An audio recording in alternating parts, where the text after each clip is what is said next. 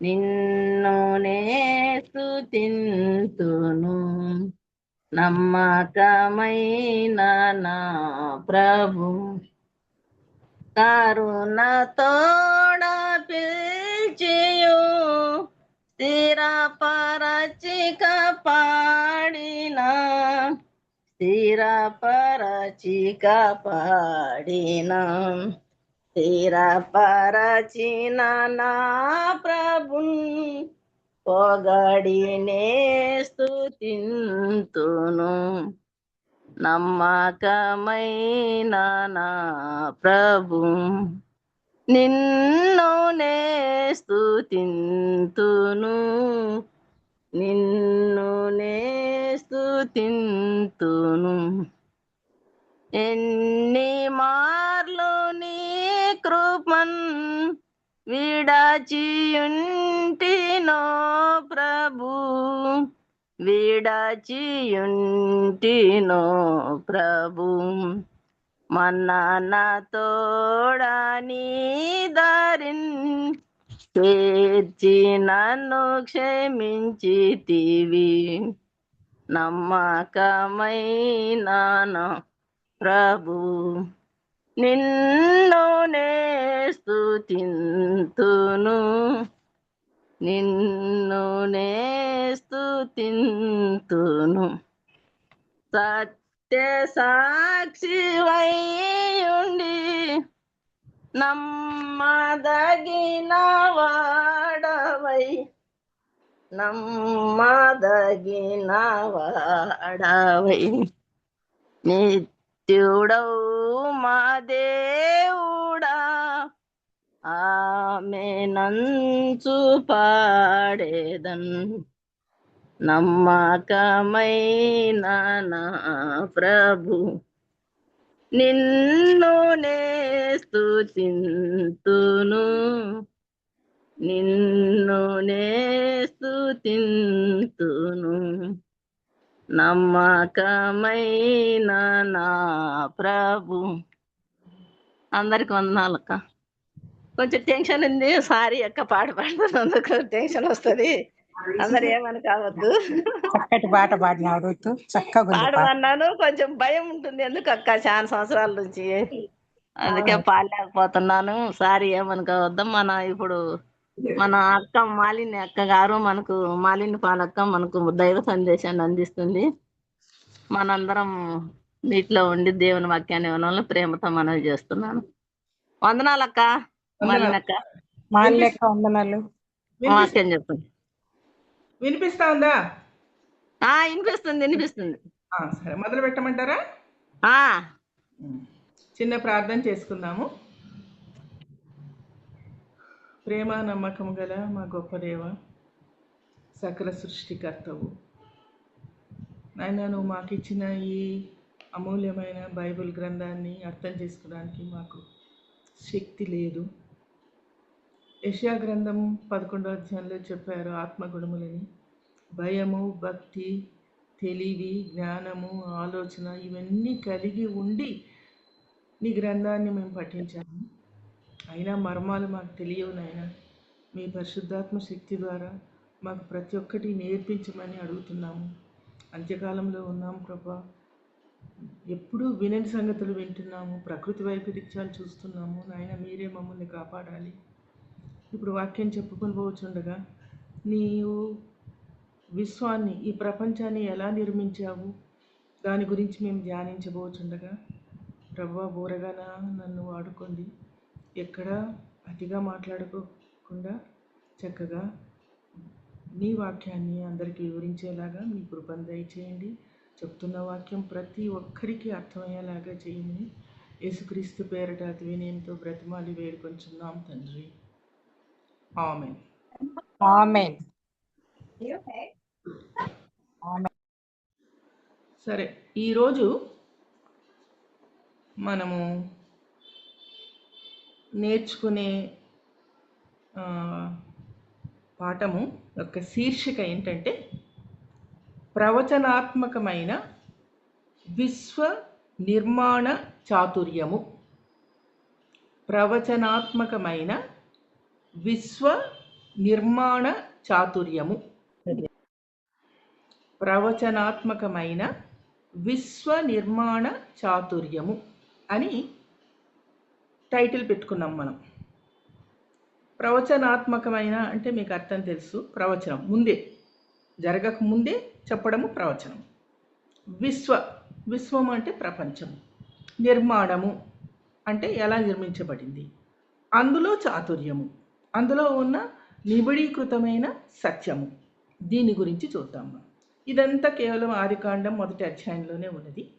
కానీ మన బైబిల్ యొక్క గ్రంథం ఎలా ఉందంటే మర్మమైన గ్రంథం అండి.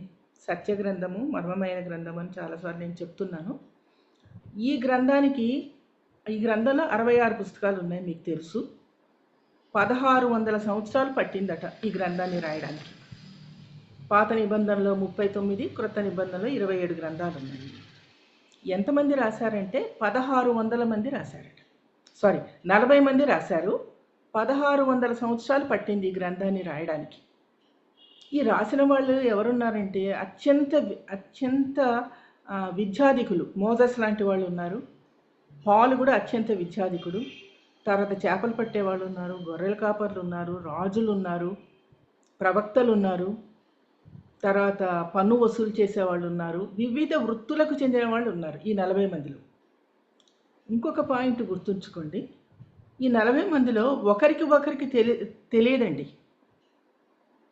కొద్ది మందికి మాత్రం ఒకరికొకరు తెలుసు. నూతన నిబంధన కాలంలో శిష్యులు, వాళ్ళకి ఒకరికొకరు తెలుసు. పాత నిబంధన కాలంలో ఎజ్రా, నెహమ్యా అట్లా వాళ్ళకి తెలుసు. ఇంకా వేరే వాళ్ళకి ఒకరికొకరు తెలియదు. అంటే వివిధ కాలాలకు చెందిన వారు బైబిల్ గ్రంథాన్ని రచించారు, వివిధ కాలాలకు చెందిన వాళ్ళు. సో అందుకే ఒకరికి ఒకరు తెలియదు. తర్వాత బైబిల్ గ్రంథాన్ని 3 భాషల్లో రాశారు. Hebrew, Aramaic, Greek. 3 భాషల్లో రాశారు. హీబ్రూ, అరామిక్, గ్రీక్ భాషల్లో రాశారు. వీళ్ళు 40 మంది రాసిన 40 మంది ఒకరికొకరికి తెలియదు. కానీ వాళ్ళు రచించిన గ్రంథాలలో ఒకరి గ్రంథానికి మరొక గ్రంథానికి సామీప్యత ఉంది. సామీప్యత అంటే దగ్గర సంబంధం ఉన్నది. అంటే పాత నిబంధనలు రాసినవి కొత్త నిబంధనలో కూడా కనిపిస్తాయి మనకు. ఎలా కనిపిస్తాయంటే అలా రాశారు వాళ్ళు. ఎలా అలా రాశారంటే పరిశుద్ధాత్మ శక్తి ద్వారా రాశారనమాట. సో సంబంధం ఉంది, పాత నిబంధనకి కొత్త నిబంధనకి సంబంధం ఉంది. ఏంటి ఆ సంబంధము, ఎలా రాశారు, ఇవన్నీ మనం చూసుకోవాలంటే ఈ విశ్వాన్ని నిర్మించడానికి ఎంతకాలం పట్టింది, ఎలా రాశారు అని చూసుకుంటే మొట్టమొదటిగా పేతురుకు రాసిన 2వ పత్రిక 3వ అధ్యాయం తీయాలి. పేతురుకు రాసిన 2వ పత్రిక 3వ అధ్యాయం ఎవరైనా చదువుతారా? పేతురు రాసిన 2వ పత్రిక 3వ అధ్యాయము 8వ వచనం.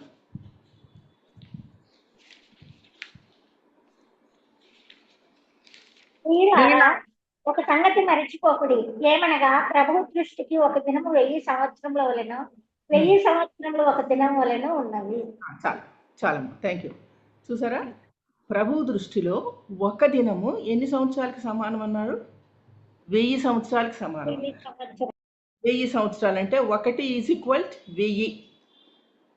ఇప్పుడు మీరు మనం ఆదికాండం చదివినామంటే ఎన్ని రోజుల్లో సృష్టిని సృష్టించారు యెహోవా దేవుడు అని చెప్తే, మొదటి రోజేమో వెలుగు చీకటి అన్నారు, 2వ రోజేమో జలములు అన్నాడు, 3వ రోజేమో చెట్లు చేమలు అన్నాడు. అట్లా ఒక్కొక్కటి చెప్పారు.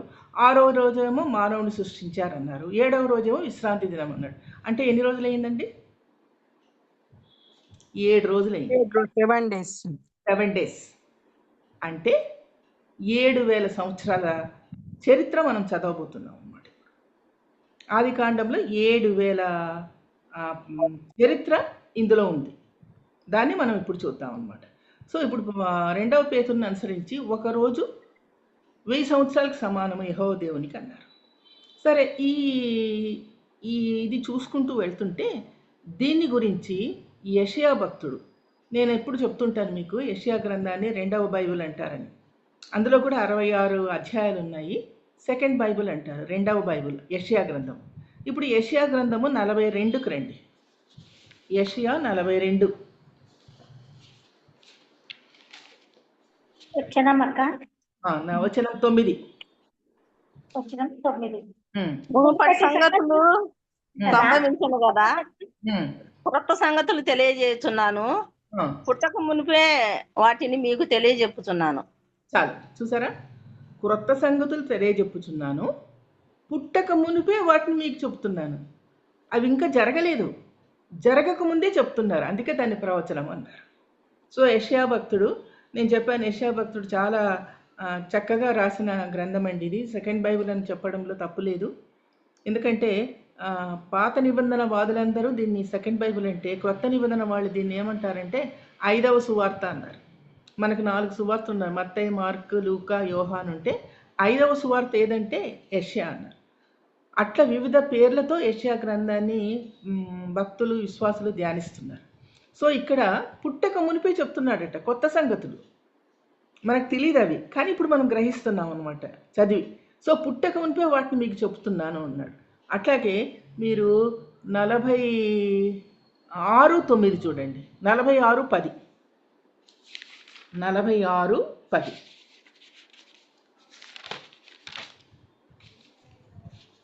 నా ఆలోచన నిలుచుననియు నా చిత్తమంతయు నెరవేర్చుకునేదనియు చెప్పుకొనుచు ఆది నుండి నేనే కలగబో వాటిని తెలియజేయుచున్నాను. పూర్వకాలం నుండి నేనే ఇంకా జరగని వాటిని తెలియజేయుచున్నాను. చూసారండి? జరగక ముందే నేనే చెప్తున్నా. నా ఆలోచన, తన ఆలోచన, మన ఆలోచనలు ఏమీ లేవండి. ఇది యెహోవా సృష్టి. అందుకే నేను ఫస్టే చెప్పాను, విశ్వ నిర్మాణ ఇందులో చాతుర్యం ఉంది. అది కూడా మనం డిస్కస్ చేద్దాం. సో ప్రవచనం చెయ్యక ముందే చెప్తున్నారు. ప్రవచనము పూర్వకాలం నుండి నేనే ఇంకా జరగని వాటిని తెలియచెప్పుచున్నాను. ఆ తర్వాత ఎంత చక్కగా చెప్తున్నారంటే ఆది నుండి కలగబో. ఆది అంటే ముందు నుండి, అందుకే ఆదికాండం మనం ధ్యానం చేస్తాం ఇప్పుడు. ఆది ముందు నుండి జరిగే విషయాలన్నీ ముందే చెప్పేస్తున్నాను అంటున్నాడు.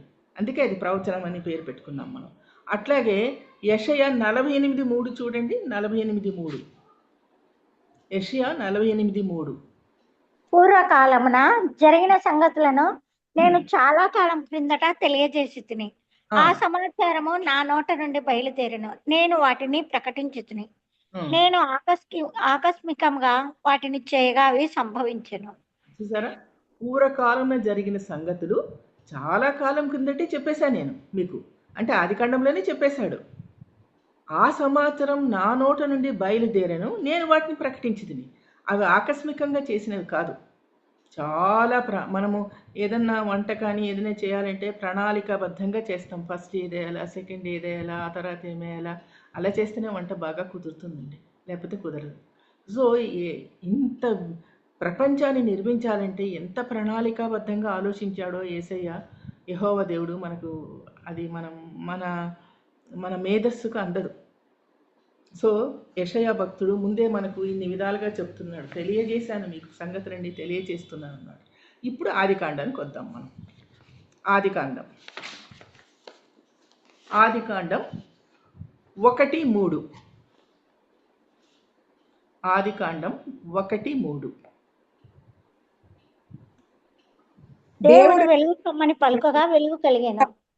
వెలుగు మంచిదన్నట్టు దేవుడు చూచెను. దేవుడు వెలుగును చీకటిని వేరుపరచను. చాలండి.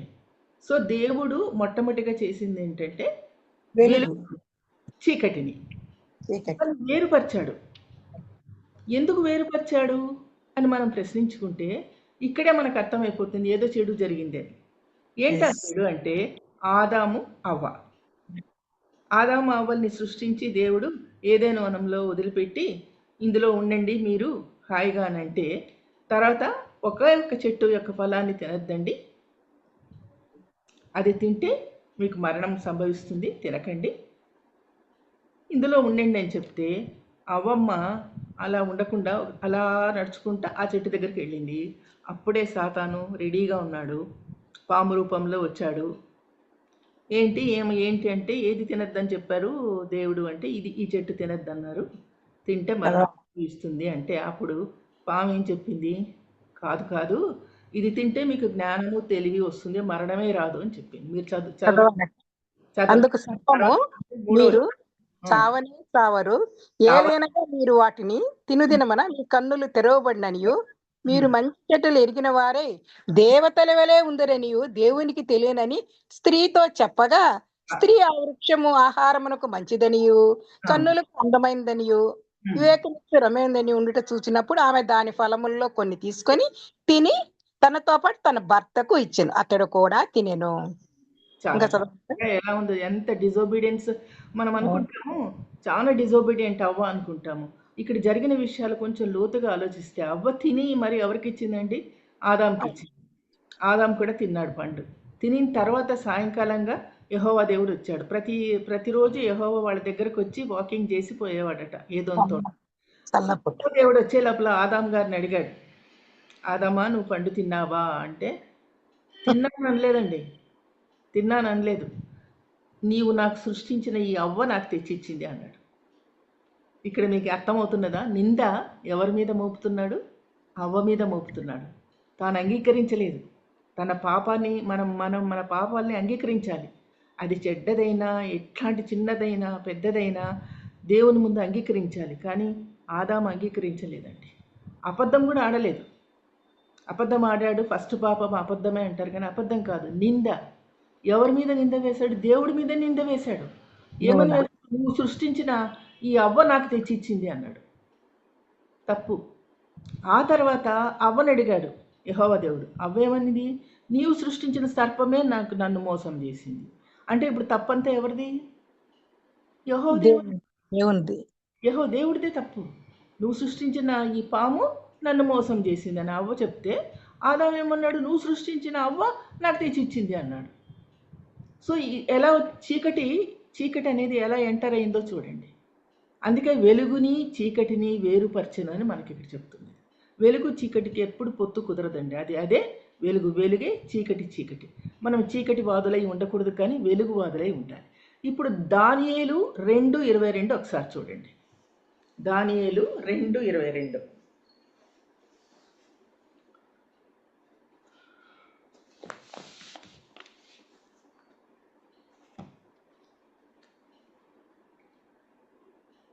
నన్ను చదవమంటారా?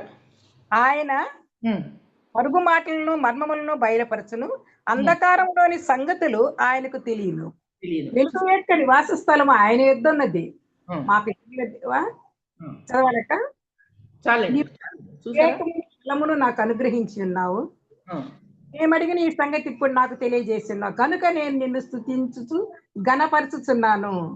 చూసారండి సంగతులు ఎలా తెలియజేస్తున్నాడో దానియేలు గ్రంథంలో.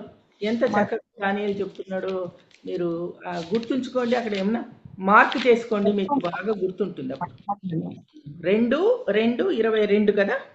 ఆయన మరుగు మాటలను మర్మములను బయలుపరచును, చూసారా? లోని సంగతులు ఆయనకు తెలియను. మరుగు మాటలు బయలుపరుస్తాడు, అంధకారంలో సంగతులన్నీ ఆయనకు తెలుసు. వెలుగు యొక్క నివాస స్థలము ఆయన యొద్ద ఉన్నది. వెలుగు యొక్క నివాస స్థలము యెహోవా దేవుడండి, సాతాను కాదు. ఎంత చక్కగా చెప్పాడు చూడండి. అట్లాగే యెషయా 5:20కి రండి. యెషయా 5:20.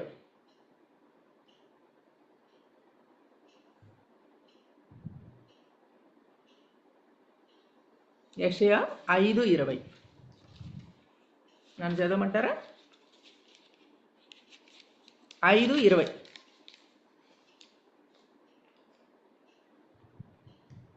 కీడు మేలనియు మేలు కీడనియు చెప్పుకొని చీకటి వెలుగనియు వెలుగు చీకటి అనియు ఎంచుకుని వారికి శ్రమ. చూసారా? యెషయా 5:20 అండి. యెషయా 5:20. కీడు మేలనియు మేలు కీడనియు చెప్పుకొని చీకటి వెలుగనియు వెలుగు చీకటి అనియు ఎంచుకుని వారికి శ్రమ. జాగ్రత్త. వెలుగుని చీకటి అనుకోవద్దండి, చీకటిని వెలుగు వెలుగే, చీకటి. ఈ రెండింటికి పొత్తు కుదరదండి. పొత్తు లేదండి ఈ రెండింటికి. చాలా దూరం, దానికి వ్యత్యాసం ఎక్కువగా ఉన్నది. ఇది గ్రహించాలి మనం. వెలుగు వారమై ఉండాలి. ఎంత చక్కగా జరగక ముందే దేవుడు మనకి ఇవన్నీ చెప్పాడు అనమాట. ఇది ఆదికాండము రాసింది మోజస్. మోషే రాశాడు. ఐదు ఐదు ఐదు కాండాలు మోషే రాశారు. పంచకాండాలు అంటాము. తర్వాత తొరో అంటారు, యూదులు దీన్ని తొరో అంటారు. పంచకాండాలు అంటాము. ఈ పంచకాండాలు రాసింది మోసెసే. నేనేదో ఒకరోజు ఒక సందర్భంగా మాట్లాడుతున్నప్పుడు ఒకరు అడిగారు నన్ను, దేవుడు సృష్టినంతా, అంటే హిందూస్, దేవుడు సృష్టినంతా సృష్టించినప్పుడు మోసెస్ బతికున్నాడా అని. ప్రశ్నలు ఎలా ఉంటాయి చూడండి, అన్నీళ్ళు వేసే ప్రశ్నలు. నేనన్నా లేదు, బ్రతికిలేడు, చనిపోయాడు, లేడు, బ్రతికిలేడు, అసలు పుట్టలేదు అప్పటికి అన్నాను. మరి పుట్టనప్పుడు ఇట్లాంటివన్నీ ఎందుకు ఇట్లా రాస్తాడు అంటే అప్పుడు చెప్పును, అదే దేవుని శక్తి, పరిశుద్ధాత్మ శక్తి ద్వారా రాశాడు. కొన్నిటి మాత్రం దేవుడే చెప్పాడు. ఎవరికి? ప్రకటన గ్రంథం రాస్తున్నప్పుడు యోహాను ఉన్నాడు కదా, తన దర్శనం ద్వారా యోహాను రాశాడు ప్రకటన గ్రంథం. కొన్ని గ్రంథాలు దేవుడి శక్తి చేత పరిశుద్ధాత్ముడు నడిపించాడు అనమాట. నేను అందుకే నేను ముందే చెప్పాను, ఈ 40 మందిలో కొందరికేమో ఒకరికొకరు తెలుసు కానీ వేరే వాళ్ళకి తెలియదండి. తెలియకున్నా వాళ్ళు రాసిన గ్రంథాల దగ్గర ఏమున్నదంటే సంబంధం ఉన్నది. ఒక గ్రంథానికి ఇంకో గ్రంథానికి సంబంధం ఉన్నది. ఎందుకు ఆ సంబంధము ఎలా వచ్చిందంటే పరిశుద్ధాత్ముడు రాయించాడు. కొన్ని చోట్ల రిపిటేషన్ కూడా ఉందండి, మీరు అది గమనించారో లేదో. మీకు ఉదాహరణ చెప్తాను. రిపిటేషను కీర్తన చూడండి, కీర్తన 14, 53 ఒకటిగానే ఉంది, ఒక్కటిగానే ఉంటాయండి. మరి ఎందుకు అలా వచ్చిందో నాకు తెలియదు. చాలా మందిని అడిగాను, వాళ్ళు తెలియదు అన్నారు. మీకేమన్నా ఎవరన్నా బాగా బైబిల్ పండితులు ఉంటే అడిగి కనుక్కోండి ఎందుకు అలా వచ్చింది రిపిటేషన్. 14 కీర్తన 14, కీర్తన 53 ఒకటే ఉంటాయి ఆల్మోస్ట్. అక్కడక్కడ వచనాలన్నీ ఒకటే ఉంటాయి. ఎందుకు అలా రాశారో మరి. దావీదంత ప్రార్థనా పరుడు ఎవరు లేరండి మనకు బైబిల్లో. దావీదు రాసి చేసినంత ప్రార్థన మనం అసలు చేయలేము. ఎంత చక్కగా ఏం చదువుకున్నాడండి దావీదు. పండితులు రాగా రాశాడండి. తెలుగు పండితుడు రాగా రాశాడు. మనం ఇంత చదువుకున్నా కూడా ఒక్క అధ్యాయం కూడా దావీదు రాసినట్లు మనం రాయలేము. ఎందుకంటే ఆయన వెలుగులో ఉన్నాడు, చీకటిలో లేడు. అందుకని ఆయనకు అంతటి పరిశుద్ధాత్మ శక్తి ఆయనలో ఉన్నదన్నమాట. తర్వాత లూకా 11:34 చూడండి. లూకా 11:34.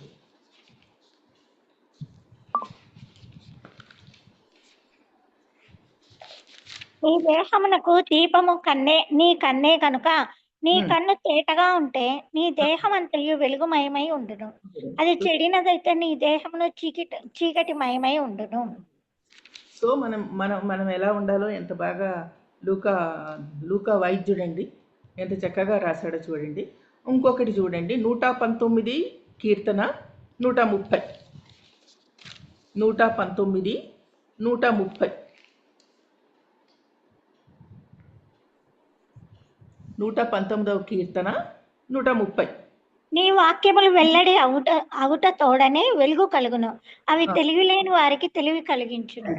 చూసారా, నీ వాక్యము వెల్లడవుట తోడనే వెలుగు కలుగును. మనకు అర్థమైపోతుందండి. అంతేకాదు తెలివి లేని వారికి తెలివిస్తుందంట. మనం ఎన్నో కొత్త సంగతులన్నీ తెలుసుకుంటున్నప్పుడు మనకి ఏది పెరుగుతున్నదండి? తెలివి పెరుగుతుంది కదా, తప్పనిసరిగా తెలివి వస్తుంది కదా. మనం తెలుసుకున్న తర్వాత దాన్ని అట్లాగే పెట్టుకోకూడదు కానీ ఇంకొకరికి చెప్పాలి.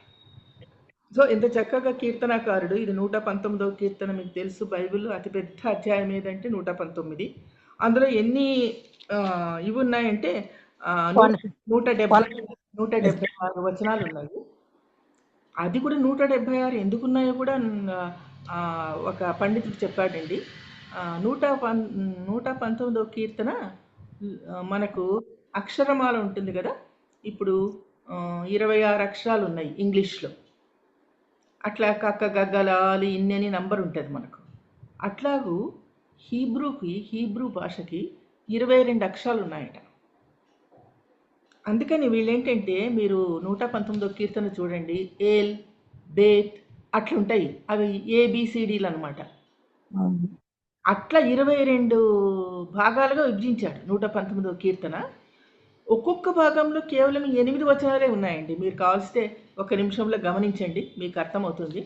ఒక్కొక్క భాగంలో 8 అన్ని దేవుణ్ణి స్తుతిస్తూనే ఉంటాయి. అందులో 8. ఇప్పుడు 22 × 8 లెక్క వేయండి. 8 2 16, 8 2 16, 19 22 24, 22 176. 176 అలా వచ్చాయన్నమాట. అట్లా రాశాడనమాట ఈ గ్రంథాన్ని. ఎంత అంటే ఏది ఒకటి కూడా మనము ఆషామాషిగా తీసుకోవడానికి వీల్లేదండి. అందులో ఎంతో సత్యం దాగి ఉంటుంది.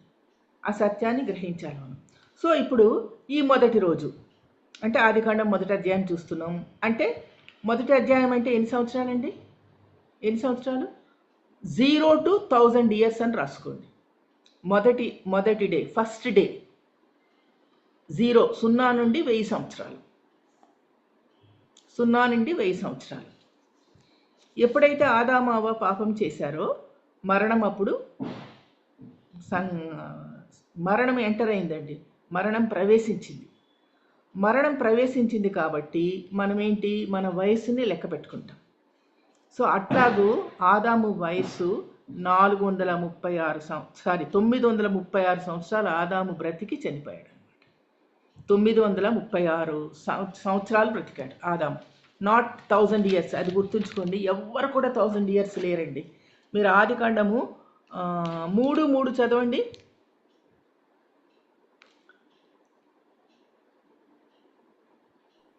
ఆదికాండము 3:3. అయితే తోట మధ్యనున్న చెట్టు ఫలములను గూర్చి దేవుడు మీరు చావకుండానట్లు వాటిని తినకూడదనియు వాటిని ముట్టకూడదనియు చెప్పనని సర్పంతో అనెను. చావకుండానట్లు. చచ్చిపోయారంటే మనం వెనక నుంచి లెక్కేసుకుంటాం. ఈరోజు చనిపోయామంటే మనము వెనక నుండి లెక్కేసుకుంటే మనం ఎంతకాలం బ్రతుకున్నామో తెలుస్తుంది. అట్లాగూ ఆదాం యొక్క వయసు ఎంత వచ్చిందంటే 436 సంవత్సరాలు ఆదాం బ్రతికి చనిపోయాడు. అర్థమవుతుందండి? ఇది ఫస్ట్ 1000 సంవత్సరాలు, ఫస్ట్ డే. ఇదంతా జరిగింది మొదటి రోజు. ఫస్ట్ డే అని పెట్టుకోండి heading. First day 0 to 1000 years. First day. Next second day. Second day అంటే మళ్ళీ ఎన్ని సంవత్సరాలండి? 1000 నుండి 2000 సంవత్సరాలు. సెకండ్ డే అంటే మనం ఇప్పుడు మన శీర్షిక ప్రకారం మనం ఏం చేస్తున్నామంటే విశ్వ నిర్మాణం జరుగుతున్నది. ఫస్ట్ మళ్ళీ ఒక్కసారి చెప్పండి కదా. ఫస్ట్ డే 0 నుండి 1000 సంవత్సరాలు. First day. మన శీర్షిక పేరు చెప్పరా ఒక్కసారి? ప్రవచనాత్మక విశ్వ నిర్మాణ చాతుర్యము. ప్రవచనాత్మక విశ్వ నిర్మాణ చాతుర్యము. ఇప్పుడు ఒక్కొక్క బైబిల్ వచనాల్ని మనం చదివిస్తుంటే మీకు అర్థమవుతుందా చాతుర్యము నిర్మాణము ఎలా జరిగిందో? ఫస్ట్ డే ఈ జరగడానికి 1000 సంవత్సరాలు పట్టిందని మనకు లెక్కలు ఉన్నాయి. కానీ అతనికి అది ఒక రోజుతో సమానం. యెహోవా దేవునికి ఒక రోజుతో సమానం. ఇక్కడేమో లెక్కలు మనకి ఎలాగున్నాయి? 1000 సంవత్సరాలు. సో ఇప్పుడు మనం 7000 సంవత్సరాల ప్రణాళికను చదువుతాం అనమాట మనం. సో ఫస్ట్ డే దేవుడు ఏం చేశాడు? వెలుగుని చీకటిని వేరుపరిచెను. ఎందుకు వేరుపరిచాడు? తనకు తెలుసు, ముందే తెలుసు అవ్వని మోసపోతుంది, తర్వాత ఆదాము మోసపోతాడని తెలుసు. అందుకని ఆయన అలా రాశాడు, వేరుపరిచెను అని రాశాడు. తర్వాత రెండవది నెంబర్ 2, 1000 నుంచి 2000 సంవత్సరాలు.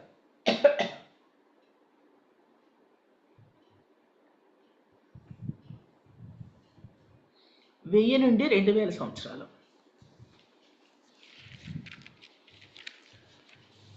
ఇది 1:7 అధ్యాయం. 1:7 వచనం. 1:7. దేవుడు ఆ విశాలం చేసి విశాలం క్రింది జలములను విశాలం మీ మీది జలములను వేరుపరచగా ఆ ప్రకారం ఆయన దేవుడు ఆ విశాలమునకు ఆకాశం అని పేరు పెట్టెను. అస్తమయమును ఉదయం కలగ్గా రెండవ దినం ఆయను. చాలు. ఇక్కడ ఒకటి మీరు తప్పనిసరిగా గుర్తుంచుకోవాలి. యూదులకు దినం ఎలా మొదలవుతుందంటే ఈవినింగ్ నుంచి, అస్తమయం నుండి కలుగుతుందండి. స్టార్ట్ అయ్యేది వాళ్ళకి దినం. మనకు ఒక రోజు ఎక్కడ స్టార్ట్ అవుతుందంటే ఉదయం మనం లేచినప్పటి నుంచి లెక్క పెట్టుకుంటాం, మార్నింగ్ నుంచి ఈవినింగ్ వరకు అని. యూదులకు అట్లా కాదు, ఈవినింగ్ నుంచి ఉదయం వరకు. అందుకే మీరు ఇక్కడ చూడండి 1:5, ఆదికాండం 1:5 చూడండి. అస్తమయమును ఉదయమును కలగగా ఒక దినం ఆయననుంది. ఉందా? ఒక దినం ఆయన. ఏది కలిగింది ఫస్ట్? అస్తమయం. అస్తమయము. అస్తమయం ఉదయం. ఉదయం కలిగింది. ఉదయము అస్తమయం కాదు, అది మనకు. యూదులకు మాత్రము దినము ఎట్లా మొదలవుతుందంటే అస్తమయము ఉదయము కలగక ఉదయం. దినమాయెను. అట్లాగే రెండు ఇప్పుడు మనం చదువుకున్నాం 7వ అధ్యాయం. అక్కడ కూడా చూడండి 8, 1-8 చదవండి. దేవుడు ఆ విశాలమునకు ఆకాశం అని పేరు పెట్టెను. అస్తమయమును ఉదయం కలగ్గా రెండవ దినం ఆయన. చూసారా? 1000 నుంచి 2000 సంవత్సరాలు ఇప్పుడు మనం చదువుతున్నాం. ఫస్ట్ డే ఏమో 0 to 1000 years first day. Second day ఏమో 1000 నుంచి 2000 సంవత్సరాలు. సో జలములను వేరు చేశాను, అవునా? ఆకాశ జలములను భూజలములను వేరు చేశాను. తర్వాత ఇక్కడ ఒక విషయాన్ని మీరు గ్రహించాలి. ఈ 2000 సంవత్సరాల లోపల ఏం జరిగిందంటే నోవా యొక్క పడవ తయారైంది. ఈ రెండో రోజు కల్లా, అంటే 1000 నుంచి 2000 సంవత్సరాలకి నోవా యొక్క పడవ తయారైంది. అందుకే దేవుడు ఇక్కడ ఏం చేశాడు చూడండి, జలములను వేరు చేశాను అని ఉందా? వేరు చేసిన జలములను వేరు చేశాను అని ఉంది చూడండి అక్కడ. ఎందుకు వేరు చేశాడంటే రెండు కలిపే లోపల ఏమైందండి, ప్రపంచమంతా నాశనం అయిపోయింది. నోవా కాలంలో విపరీతమైన పాపం ఉండేదంట. ఇప్పుడు ప్రపంచం ఎట్లుందో అంతకు డబుల్ పాపం ఉండేదంట. సంవత్సరము పడవని తయారు చేస్తుంటే పిచ్చోడు అనుకున్నారంట అందరూ నోవాని చూసి. ఎంతో సువార్త చేశారంట నోవా ముగ్గురు కొడుకులు. నోవా లేదు ప్రళయం రాబోతుంది, నాకు దేవుడు చెప్పాడు, అందరూ రండి పడవలో కంటే ఒక్కరూ రాలేదండి. కేవలం వచ్చింది ఎంతమంది? ముగ్గురు. ఆయన కొడుకులు హాము, షేము, యాపేతు, వాళ్ళ భార్యలు. వాళ్ళ పేర్లు ఏం మనకు రాయబడలేదు. నోవా భార్య పేరు కూడా లేదండి. సో నలుగురు మగవాళ్ళు, నలుగురు ఆడవాళ్ళు, 8 మెంబర్స్ ఆ పడవలోకి వెళ్ళారు. ఈ పడవ నోవా యొక్క నావ యేసయ్యకు సాదృశ్యం అండి. ఓడ దేవుని సంకల్పము. యేసయ్య ఈ ప్రపంచంలోకి రావడం కూడా దేవుని సంకల్పం, యెహోవా దేవుని సంకల్పం. తర్వాత ఆ కాలంలో ప్రజలకి వర్షం అంటే ఏమో తెలియదండి, ఓడంటే కూడా తెలియదండి. ఆ కాలంలో అంటే నోవా కాలంలో మనుషులకి ఓడ తయారు చేస్తుంటే నవ్వేవాళ్ళట. ఈ ఓడకు కొలమానం అంతా కొలతలంతా ఎవరిచ్చారు? దేవుడే ఇచ్చాడు. ఓడ తయారు చేస్తుంటే నవ్వారంట. వర్షం అంటే వాళ్ళకి తెలియదంటండి. అంటే పైనుంచి పడే వర్షం వాళ్ళకి తెలియదు. ఆ కాలం లేదు వర్షం. మరి చెట్లు చేమలు ఎలా పెరిగాయంటే భూమిలో నుండి తేమతో పెరిగాయి. తేమతో ఆవిరి కాదు, ఆవిరి అంటే వేడేస్తుంది, తేమ అనొచ్చు మనం. తేమతో పెరిగాయి అన్నమాట. ఇక్కడ యేసయ్య అంటే ఎవరికి తెలియదండి. ఇప్పటికి కూడా యూదులు ఏమంటారో తెలుసా అండి? యెహోవానే దేవుడు, మీ జీసస్ దేవుడు కాదంటారు. మనం త్రిత్వం అంటాం కదా, తండ్రి, కుమార, పరిశుద్ధాత్మ. వాళ్ళు అట్లా అన్నారండి. మీరు ఇంకా కొంతమంది యూదులు, చాలా ఆర్థడాక్స్ యూదులు ఉన్నారు, వాళ్ళతో ఆర్గ్యుమెంట్ నేను మన టీవీలో చూశాను. ఒకరు ఆర్గ్యూ చేస్తున్నారు వాళ్ళతో. వాళ్ళు అంటారు, అబ్రహాం మావాడే, మోజసు మావాడే, నోవా మావాడే, యాకోబు మావాడే, తర్వాత 10 ఆజ్ఞలు మావే, అన్నీ మావే.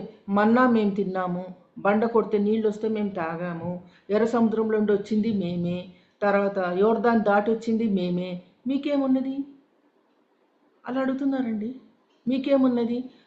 మీరు దేవుడు అంటున్న ఆయన అందరితో కొట్టించుకున్నాడు. ఒకటి తక్కువ 40 కొరడా దెబ్బలు తగిలాయి కదా యేసయ్యకు, తట్టించుకున్నారు, సిలువ వేశారు, ఉమ్మి వేశారు, కొట్టారు, తిట్టారు. ఆయన దేవుడు ఎలా అవుతాడు అంటున్నారు. వాళ్ళకి ఈ ప్రవచనాలు ఇవన్నీ తెలియదండి. యూదులు వాళ్ళకు పాత నిబంధన చదువుతారు కానీ కొత్త నిబంధన చదవరు. పాత నిబంధనలు కూడా వాళ్ళు చదివేది 5 కాండాలే. మళ్ళీ దావీదు, సొలొమోను ఇవన్నీ చదవరు. మళ్ళీ దావీదు మావాడే అంటారు, సొలొమోను మావాడే అంటారు, మేమే టెంపుల్ కట్టించినాం, మాదే టెంపుల్, మీకు లేదంటారు. ఇవన్నీ మాట్లాడుతున్నారు. కానీ వాళ్ళకు సత్యం తెలియదు. సో ఇక్కడ ఎంత నర్మగర్భంగా యెహోవా దేవుడు రెండవ రోజులో జలాల్ని సృష్టించి వేరుపరచని. ఎందుకు వేరుపరచనంటే అది కలిపేస్తే నోవా కాలంలో ప్రళయం వచ్చినప్పుడు కలిపేస్తే మొత్తం చనిపోయారు కదండి, అందరు చనిపోయారు, ఎవరు లేరు, కేవలం 8 మంది మాత్రమే బతికారు. ఈ నోవానే యేసయ్యకు కంపేర్ చేశారు. చితిసారకపు మానుతో తయారు చేశాడు, ఇక్కడ సిలువ కూడా చితిసారమానుతో ఉన్నది. తర్వాత పడవ 3 అంతస్తులు త్రిత్వానికి సాదృశ్యము. తర్వాత ఓడ బ్యాప్టిజానికి సాదృశ్యము. యేసయ్య కూడా బ్యాప్టిజం తీసుకున్నాడు. తర్వాత ఓడకి ఒకటే ఒక ద్వారం అండి, ఒకటే ఒక ద్వారము. ఇంకా వర్షం స్టార్ట్ అవుతుందంటే ఆ ద్వారాన్ని యెహోవా దేవుడే మూసివేశాడట. మూసివేసి నీళ్లు లోపలికి రాకుండా కీలు పూసాడట, కీలు చుట్టూ.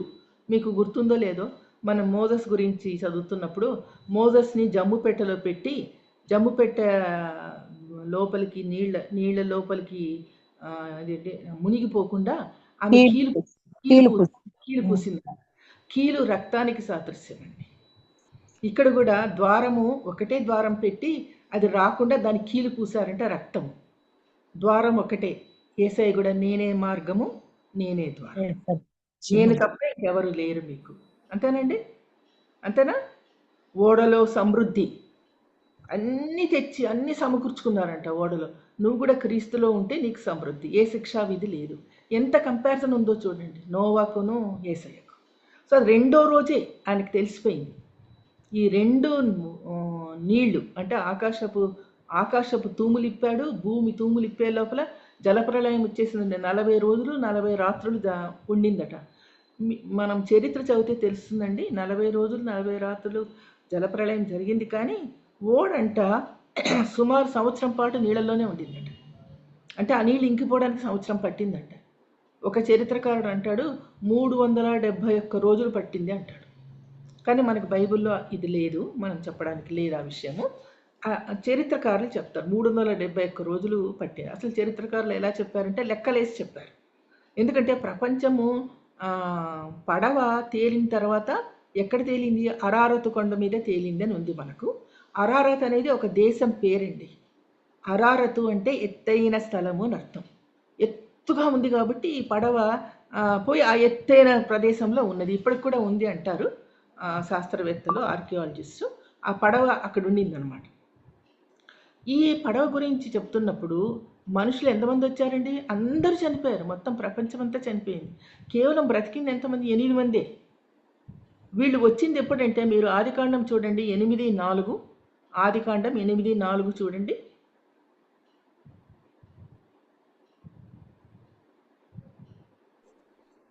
చదువుతారా? 7వ నెల 17వ ఓడ అరారాతు కొండల మీద నిలిచాను. చాలమ్మా. 17వ రోజు అంతేనా? 17 అంటే ప్రపంచ సంఖ్య 17 అండి. నేను మీకు ఒకసారి చెప్పాను, సంఖ్యలకు చాలా ప్రాధాన్యత ఉంది బైబిల్ గ్రంథంలో. 7 సంఖ్యను గురించి మీకు చాలా చెప్పాను, 7 సంఖ్య గురించి. అట్లా 3 త్రిత్వము, అట్లాగూ సంఖ్యలకు ప్రాధాన్యత ఉంది. ఇక్కడ 17 ఏమిటంటే ప్రపంచ సంఖ్య. అక్కడి నుండి ప్రపంచం వచ్చిందండి. ఇప్పుడు మన ప్రపంచంలో ఉన్న ఏ దేశంలో ఉండని వాళ్ళు ఎవరి సంతానం అండి? షేము, హాము, యాపేత్ సంతానమే. ఇంకా వేరే వాళ్ళు ఎవరు లేరండి. అందుకనే ప్రపంచ సంఖ్యని ఏమని పిలిచారంటే 17 అని పిలిచారు. సో నోవా కాలంలో 2 జలాలని కలిపే లోపల చాలా ఘోరం జరిగిపోయింది. కాబట్టి దేవుడు ఏం చేశాడంటే, ఇలా జరగడానికి వీల్లేదని చెప్పి తను వేరుపరిచెను అని ఉంది. అవునా? ఇప్పుడు మనం 1:7 చదువు, జలములను వేరు చేసను అని ఉంది కదా. అట్లాగే 8:2-3 కూడా ఉంది చూడండి. ఆదికాండం 8:2-3. ఆదికాండం 8:2-3 చూడండి. ఆకాశపు తూములను మూయబడను, ఆకాశం నుండి కురుచున్న ప్రచండ వర్షము నిలిచిపోయాను. అప్పుడు నీళ్లు భూమి మీద నుండి క్రమంగా తీసిపోతున్నాను. సో దేవుడు అలా చేశాడండి. 2 కలిపితే అని చాలా బాధపడ్డాడంట యెహోవా దేవుడు. ఇక మీదట నేను ప్రజలకు ఇట్లాంటి నేను ఇవ్వను, ఇంత నాశనం చెయ్యను, ఇక మీదట నేను చెయ్యనని చెప్పి రెండింటిని ఏం చేశాడంటే 2వ రోజే వేరుపరిచెను అన్నారు. ఇక్కడ ఒక విషయాన్ని మీరు గుర్తుంచుకోవాలి. ఈ 2 సందర్భాల్లో మాత్రమే మంచిదని భావించిన పదం లేదండి. మీరు ఆదికాండము 1వ అధ్యాయం తీసి చూడండి. 1వ అధ్యాయం తీయండి. నేను మొట్టమొదటిగా మంచిది అని ఎక్కడుందంటే 10వ అధ్యాయంలో ఉంది చూడండి. ఆదికాండం 1:10 ఉన్నది. దేవుడు ఆరిన నీళ్లకు భూమి అని పేరు పెట్టెను, జలరాశికి ఆయన సముద్రములను పేరు పెట్టెను, అది మంచిదని దేవుడు చూచెను. అది మొట్టమొదటిది మంచిదండి. నేను 5 మంచిదిలో ఒకటేసారి చెప్తాను, నోట్ చేసుకోండి. సో 1:10లో ఒక మంచిది ఉంది, నంబర్ 1. రెండవది ఎక్కడుందంటే 13వ అధ్యాయంలో 13వ వచనంలో ఉంది చూడండి. 13వ వచనంలో 13 కాదు, సారీ 12 12లో 12 ఆ, భూమి గడ్డిని తమ ఆ, తమ జాతి ప్రకారము విత్తనములు ఇచ్చు చెట్లను తమ తమ జాతి ప్రకారము ఉమ్, తమలో విత్తనములు గల ఫల వృక్షములను మొలిపింపగా ఆ. అది మంచిదని దేవుడు చూచెను. అది నంబర్ 2, అది గుర్తుపెట్టుకోండి. తర్వాత నంబర్ 3 18, 1:18. 1:18. భూమి మీద వెలుగిచ్చుటకు పగటిని రాత్రిని ఎలుటకును ఆ, వెలుగును చీకటిని వేరుపరచుటకు దేవుడు ఆకాశ విశాలమందు వాటి నుంచెను. అది మంచిదని దేవుడు చూచెను. అది 3. తర్వాత 4 25కి రండి. 1:25. దేవుడు ఆయా జాతుల ప్రకారము అడవి జంతువులను, ఆయా జాతుల ప్రకారము పశువులను, ఆయా జాతుల ప్రకారము నేలను ప్రాకు ప్రతి పురుగును చేసెను. ఆ, అది మంచిదని దేవుడు చూచెను. ఇది 4వది, గుర్తుపెట్టుకోండి. తర్వాత 5వ దానికి వచ్చే లోపల చాలా మంచిది అనుకున్నాడండి. 5వది అది ఎక్కడ వస్తుందంటే 31 చూడండి. 1:31. దేవుడు తాను చేసినది యావత్తును చూసినప్పుడు అది చాలా మంచిదిగా ఉండెను. అస్తమయమును ఉదయం కలగక 6వ దినము ఆయన. చాలా మానవుడిని సృష్టించినప్పుడు చాలా మంచిది అనుకున్నాడంట యేసయ్య. కానీ మనం ఎంత చెడ్డవాళ్ళమో తర్వాత తెలిసి ఉంటుందేమో యేసయ్యకు. సో 5 సందర్భాల్లో మాత్రమే మంచిది మంచిది అన్నాడండి. చాక్లెటా ఎక్కడుంది? ఎక్కడ 31 అమ్మా, 1:31 చూడండి. దేవుడు తాను చేసినది యావత్తును చూచినప్పుడు అది చాలా మంచిగా నుండెను. కనిపించిందా? చాలా మంచిదిగా ఉండెను. సో 5 మంచిదులు వచ్చాయి. 5 సందర్భాల్లో మంచిదులు వచ్చాయి. 2 సందర్భాల్లో మాత్రం రాలేదు. ఇప్పుడు ఒకసారి యెషయా 54:9 చూడండి. యెషయా 54:9.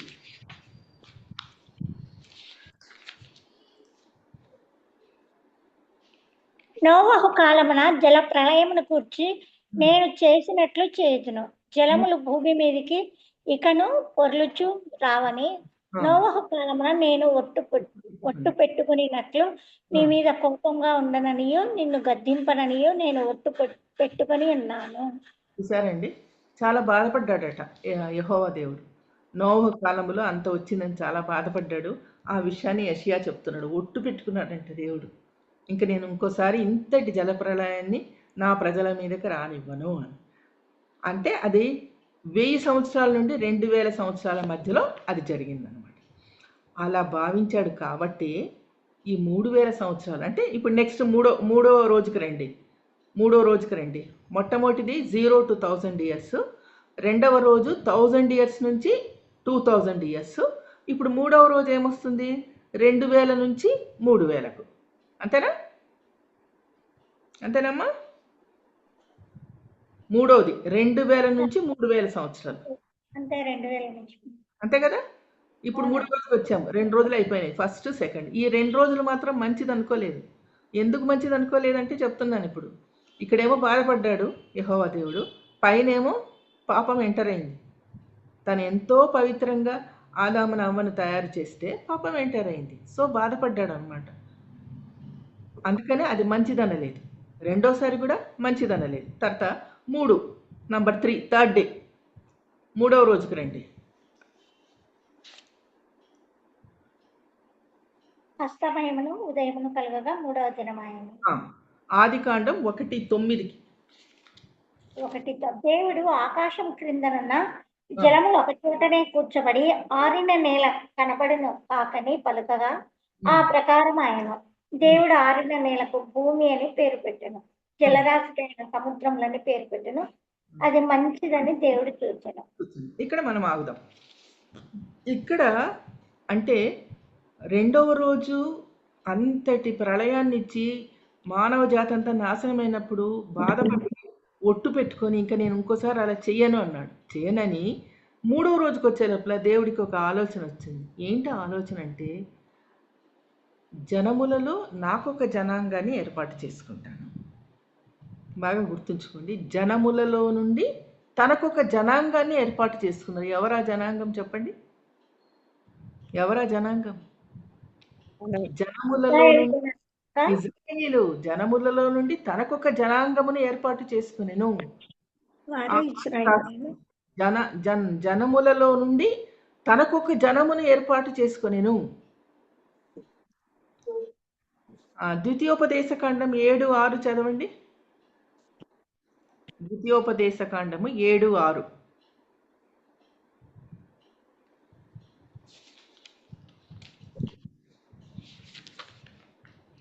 నీవు నీ దేవుడైన యెహోవాకు ప్రతిష్ఠిత జనము. నీ దేవుడైన యెహోవా భూమి మీదనున్న సమస్త జనముల కంటే నిన్ను ఎక్కువగా ఎంచి నిన్ను తనకు స్వకీయ జనముగా ఏర్పరచుకొనెను. చూసారా? అట్లాగే 14:2 చదవండి. ద్వితీయోపదేశకాండం 14:2. 14:2గా ద్వితీయోపదేశకాండం 14:2. ఏలైనగా నీ దేవుడైన యెహోవాకు నీవు ప్రతిష్ఠిత జనము, మరియు యెహోవా భూమి మీదనున్న సమస్త జనములలో విశేషముగా తనకు స్వకీయ జనమగునట్లు నిన్ను ఏర్పరచుకొనెను. చూసారా ఎలా ఇజ్రాయెల్ అంటే జనాలంతా నాశనం అయిపోయారు. పాపం ఎంటర్ అయిపోయింది, జనాలంతా నాశనం అయిపోతున్నారు. సో కొత్త భూమి, కొత్త ఇవి వచ్చేసి, కొత్త భూమి కాదు, భూమి ఇప్పుడు బాగున్నది. ఇందులో మళ్ళీ ఇంకా మరీ అప్పట్లాగా తయారవుతారని తనే యెహోవా దేవుడు ఏమని ఆలోచించాడంటే, జనములలో నుండి తనకొక జనాంగాన్ని ఎలా ఏర్పాటు చేస్తున్నారో మీకు తెలుసు. ముందు అబ్రహాంని పిలిచాడు, అవునా? మీరు అవన్నీ రెఫరెన్సెస్ నేను ఇవ్వలేను, చాలా టైం పడుతుంది. ముందు అబ్రహాంని పిలిచాడు. నువ్వు నా స్నేహితుడివి, నువ్వు నా కేడము అన్నాడు. నేను చెప్పిన స్థలానికి నువ్వు వెళ్ళు, ఇక్కడ వీళ్ళని వదిలిపెట్టి, ఎందుకంటే వాళ్ళందరూ విగ్రహారాధికులు అండి. అందుకే విగ్రహారాధికులు కాబట్టి వాళ్ళందరినీ వదిలేసి నువ్వు రా అని చెప్పి పిలిచాడు.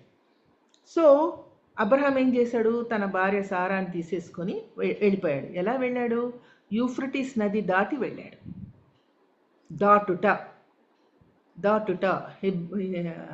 కనానీయుల భాషలో హెబెర్ అంటే దాటుట అని అర్థం. అందుకే అబ్రహాముని వాళ్ళు ఏమని పిలిచారంటే హెబ్రీయుడు అని పిలిచారు. అట్లాగే మీరు యోసేపుని గురించి చదివినప్పుడు కూడా ఈజిప్టులో కూడా వాళ్ళని ఏమని పిలిచారంటే హెబ్రీ బాలుడు అన్నాడు. బానిసగా అమ్మబడ్డప్పుడు హెబ్రీ బాలుడు అన్నారు. హెబెర్ అంటే దాటుట అని అర్థం. సో దాటి వచ్చాడు కాబట్టి అతన్ని ఏమని పిలిచారు? అబ్రహాంని హెబ్రీయుడు అన్నారు. అట్లాగే ఇజ్రాయేలీలు మోషే నాయకత్వంలో దేన్ని దాటి వచ్చారు? ఎర్ర సముద్రాన్ని దాటారు కదా, హెబ్రీయులు. ఆ తర్వాత జాషువా కాలంలో యోర్దాన్ నదిని దాటారు కాబట్టి హెబ్రీయులు. సో హెబ్రీ అనే పదము చాలా వాడుకలోకి వచ్చింది. హెబ్రీయులు అని పిలిచారు అనమాట. వాళ్ళ హెబ్రీయులలో యాకోబు సంతానం మాత్రం ఇజ్రాయేలీలు, అందరూ కాదు ఇజ్రాయేలీలు. యాకోబు సంతానమే ఇజ్రాయేలీలు. వాళ్ళని ఆశీర్వదించాడు. ఎలా ఆశీర్వదించాడంటే, నేను ఒకసారి ఇజ్రాయెల్ గురించి చెప్పాను. మొత్తం టెక్నాలజీ మనం చేతిలో పట్టుకున్న ఈ cell phone, drip irrigation, missile technology, తర్వాత ఈ వాట్సాప్లు, ఇవన్నీ ఇప్పుడు మనం టెక్నాలజీ ఏవైతే వాడుతున్నామో అన్నిటినీ కనిపెట్టింది ఎవరంటే ఇజ్రాయెల్ వాళ్ళేనండి. వాళ్ళకున్న తెలివి, వాళ్ళకున్న జ్ఞానము ఎవరికీ లేదు. నేను నా జన్మగా నేను ఏర్పాటు చేసుకుని నిన్ను ఆశీర్వదిస్తానన్నాడు. ఆశీర్వదిస్తున్నాడు. ఈ రోజుకి కూడా కాపాడుతున్నాడు. ఎంతమంది యుద్ధానికి వచ్చినా వాళ్ళని ఓడించే వాళ్ళు ఎవరు లేరండి. నేను ఒకసారి ఇజ్రాయెల్ గురించి చెప్తున్నప్పుడు మీకు చెప్పాను ఆ విషయాన్ని. అట్లాగే ఈ ఆదికాండం 1:12 చదవండి. ఆదికాండం 1:12. భూమి గడ్డిని తమ జాతి ప్రకారము విత్తనములిచ్చు చెట్లను తమ జాతి ప్రకారము తమలో విత్తనములు గల ఫలవృక్షములను మొలిపింపగా అది మంచిదని దేవుడు చూచెను. ఇప్పుడు ఆలోచిద్దాం. ఈ ఫలవృక్షాలని తర్వాత చెట్లని మొలిపించాడు అని చూస్తున్నప్పుడు ఇక్కడ ఇజ్రాయెల్ దేశాన్ని వృక్షానికి పోల్చాడండి యెహోవా దేవుడు. ఎందుకంటే మీకు తెలుసు, ఒలీవ చెట్టు, అంజూరపు చెట్టు, ద్రాక్ష చెట్టు అంటే ఎవరంటే ఇజ్రాయెల్ వాళ్ళే. మీకు ఇంకొక విషయం కూడా చెప్తాను. నోవా పడవ తేలుతూ ఉన్నింది, ఇంకా బయటికి రావాలంటే ఎలా అని చెప్పి ఒక కాకిని పంపిస్తే కాకి వెనక్కి రాదు. అక్కడ ఉన్న సవాలు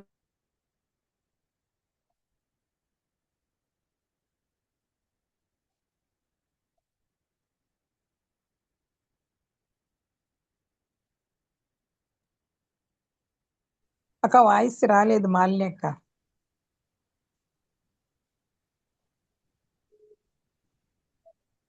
మాలిని అక్క నాకు రాలేదు.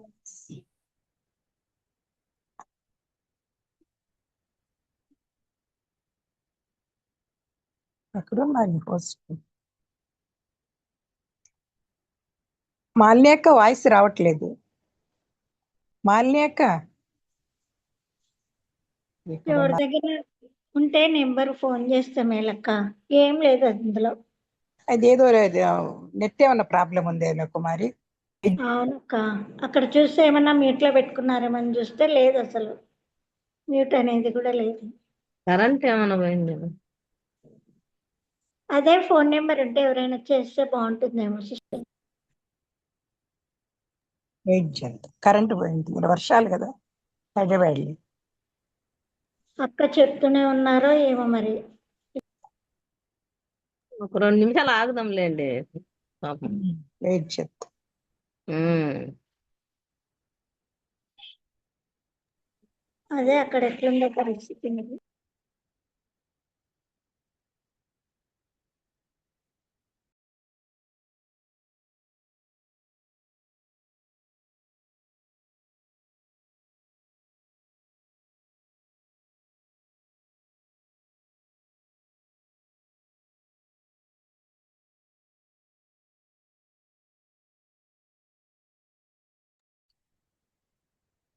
అబ్బా.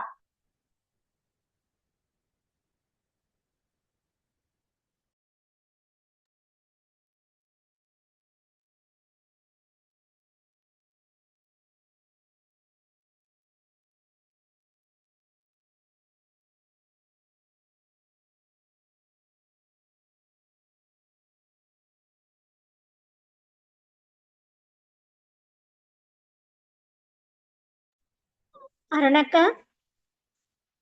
కుమారి ఓకే. అసలు అక్కే లేరే మాలిని. లెఫ్ట్ అయినారు ఇప్పుడు.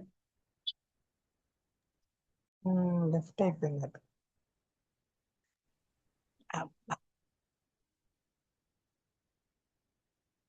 మ్యూట్ చేస్తున్నారు కో హోస్ట్. మనల్ని మ్యూట్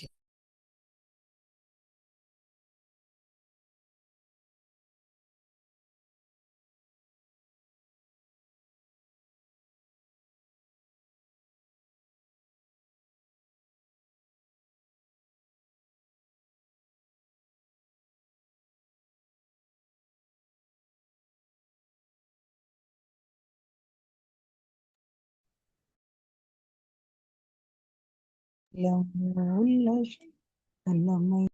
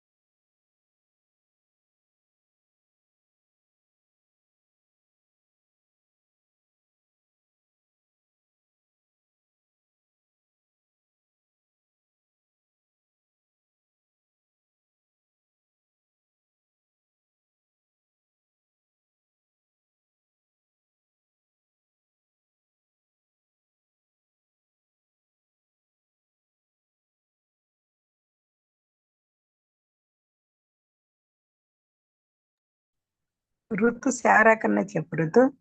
ఋతు సరే శారక్క చేస్తున్నా. శారక్క బిజీ ఇంకా అయిపోయి ఉంటుంది.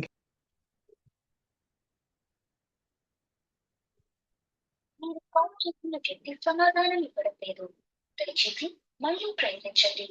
आप जिस व्यक्ति को कॉल कर रहे हैं वह उत्तर नहीं दे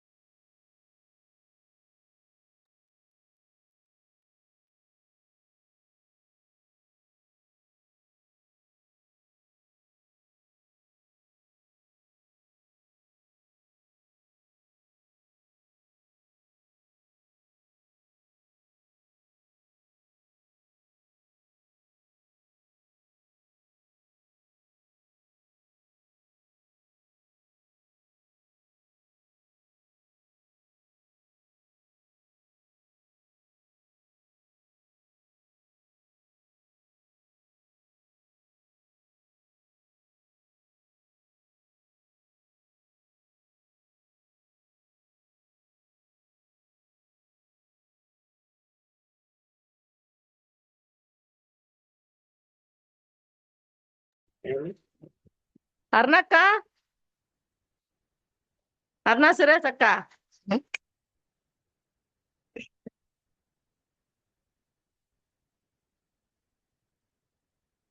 అరుణక్క, క్లోజ్ చేయాలనక్క.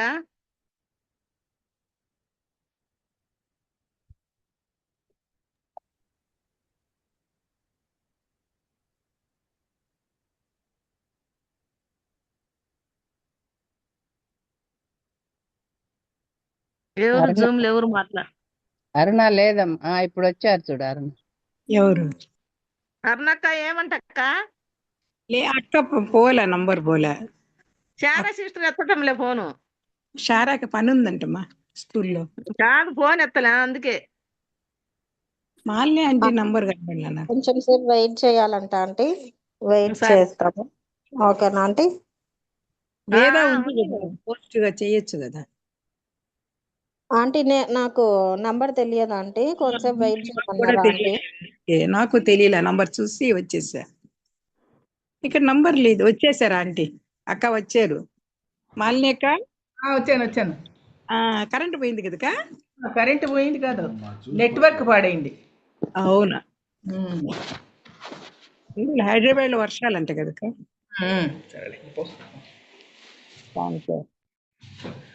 మనం 3వ రోజు చూస్తున్నాం కదా, అంతేనా? 3వ రోజు మనం చూస్తున్నది. హలో, అవునండి, ఇజ్రాయెల్ ని అంజూరపు చెట్టుకు పోల్చారు, ఒలివ చెట్టుకు పోల్చారు అని చెప్పుకున్నాం మనము. ఇప్పుడు లూకా 21:29 చూస్తారా కొంచెము? లూకా 21:29. లూకా 21:29.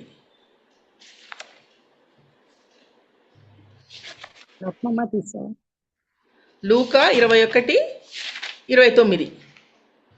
మరియు ఆయన వారితో ఈ ఉపమానం చెప్పాను. అంజూరపు చెట్టు, అంజూరపు వృక్షమును, సమస్త వృక్షములను చూడుడి. అది చిగురించుచు చూచి వసంతకాలం అప్పుడే సమీపమాయనని మీ అంతటా మీరు తెలుసుకొందరు కదా. అటువలే మీరు ఈ సంగతులు జరుగుతూ చూచినప్పుడు దేవుని రాజ్యం సమీపమాయనని తెలుసుకొనుడి. చాలు. ఇక్కడ అంజూరపు వృక్షము, సమస్త వృక్షములు అనే పదం ఉంది చూసారా? అంజూరపు వృక్షమును, సమస్త వృక్షములను చూడుడి, అవి చిగురించుట చూచి వసంతకాలం సమీపమాయనని కనుక్కుంటారన్నారు. అంజూరపు వృక్షం అంటే ఇజ్రాయేలీయులు, మరి సమస్త వృక్షములు అంటే ఎవరు? మనమని కాదు. సమస్త వృక్షములు అంటే ఏంటంటే, ఇజ్రాయెల్కి స్వాతంత్రం వచ్చింది ఎప్పుడు? 1948 సంవత్సరంలో స్వాతంత్రం వచ్చింది ఇజ్రాయెల్కి. మనకిప్పుడు వచ్చింది 47 వచ్చింది, పాకిస్తాన్కు 47 వచ్చింది, మలేషియా, సింగపూరు, ఈ చిన్న రాజ్యాలకన్నిటికీ స్వాతంత్రం అప్పుడే వచ్చిందండి. మలేషియా, సింగపూరు, తర్వాత శ్రీలంక, వీటికంతా 48, 49, 50 ఈ కాలంలోనే వచ్చింది. అందుకని సమస్త వృక్షములు అంటే రాజ్యాల్ని వృక్షాలకు పోల్చారన్నమాట ఇక్కడ. సో అంజూరపు చెట్టు అంటే ఇజ్రాయెల్స్, సమస్త వృక్షములు అంటే ఇంకా ఇతర దేశాలు అన్నమాట. ఇవన్నీ చిగురించుట చూచినప్పుడు వసంతకాలము వచ్చిందని ఎట్లా అనుకుంటారో, అట్లాగే చివరి రోజులప్పుడు కూడా దేవుని రాజ్యం సమీపమైందని తెలుసుకొనిడి అన్నారు. చివరి రోజులు అని అంటే ఏంటంటే, మీరు కీర్తన 94 చూడండి. కీర్తన 94.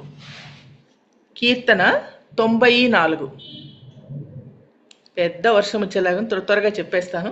3 రోజులు అయిపోయింది, ఇంకా 4 రోజులు ఉంది. మీ దృష్టికి 1000 సంవత్సరములు గతించిన నిన్నటి వలెనున్నవి, రాత్రి అందలి ఒక జాము వలెనున్నవి. చూసారా, ఇవి జాము వలె ఉన్నాయి అని. ఇంకొకటి అంటే గతించిన నిన్నటి వలె ఉన్నాయన్నాడు. తర్వాత మీరు ఈ కీర్తనలోనే మర్చిపోయిన దాన్ని, ఇది అక్కడ ఏమున్నదంటే, మా ఆయుష్ 90 సంవత్సరములు, అధిక బలం ఉన్న ఎడల 80 సంవత్సరములు ఉన్నదా? 70 సంవత్సరములు, అధిక బలం ఎడల 80 సంవత్సరములు అయినను వాటి వైభవం ఆయాసమే, దుఃఖమే.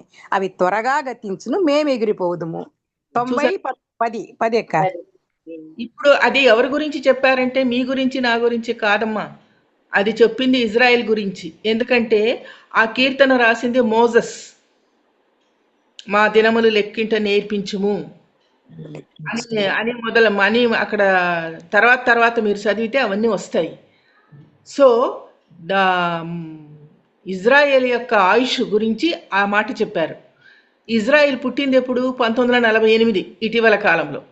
48 నుంచి లెక్క వేసుకోవాలి. అంతకుముందంతా వాళ్ళు పాపం చేసి, విగ్రహారాధన చేసి, వ్యభిచారం చేసి, ఇతర దేశాలలో వాళ్ళు బానిసలుగా ఉండి తర్వాత వచ్చారు. దేశం ఫామ్ అయింది 1948లో. సో 1948కి 80 కూడండి.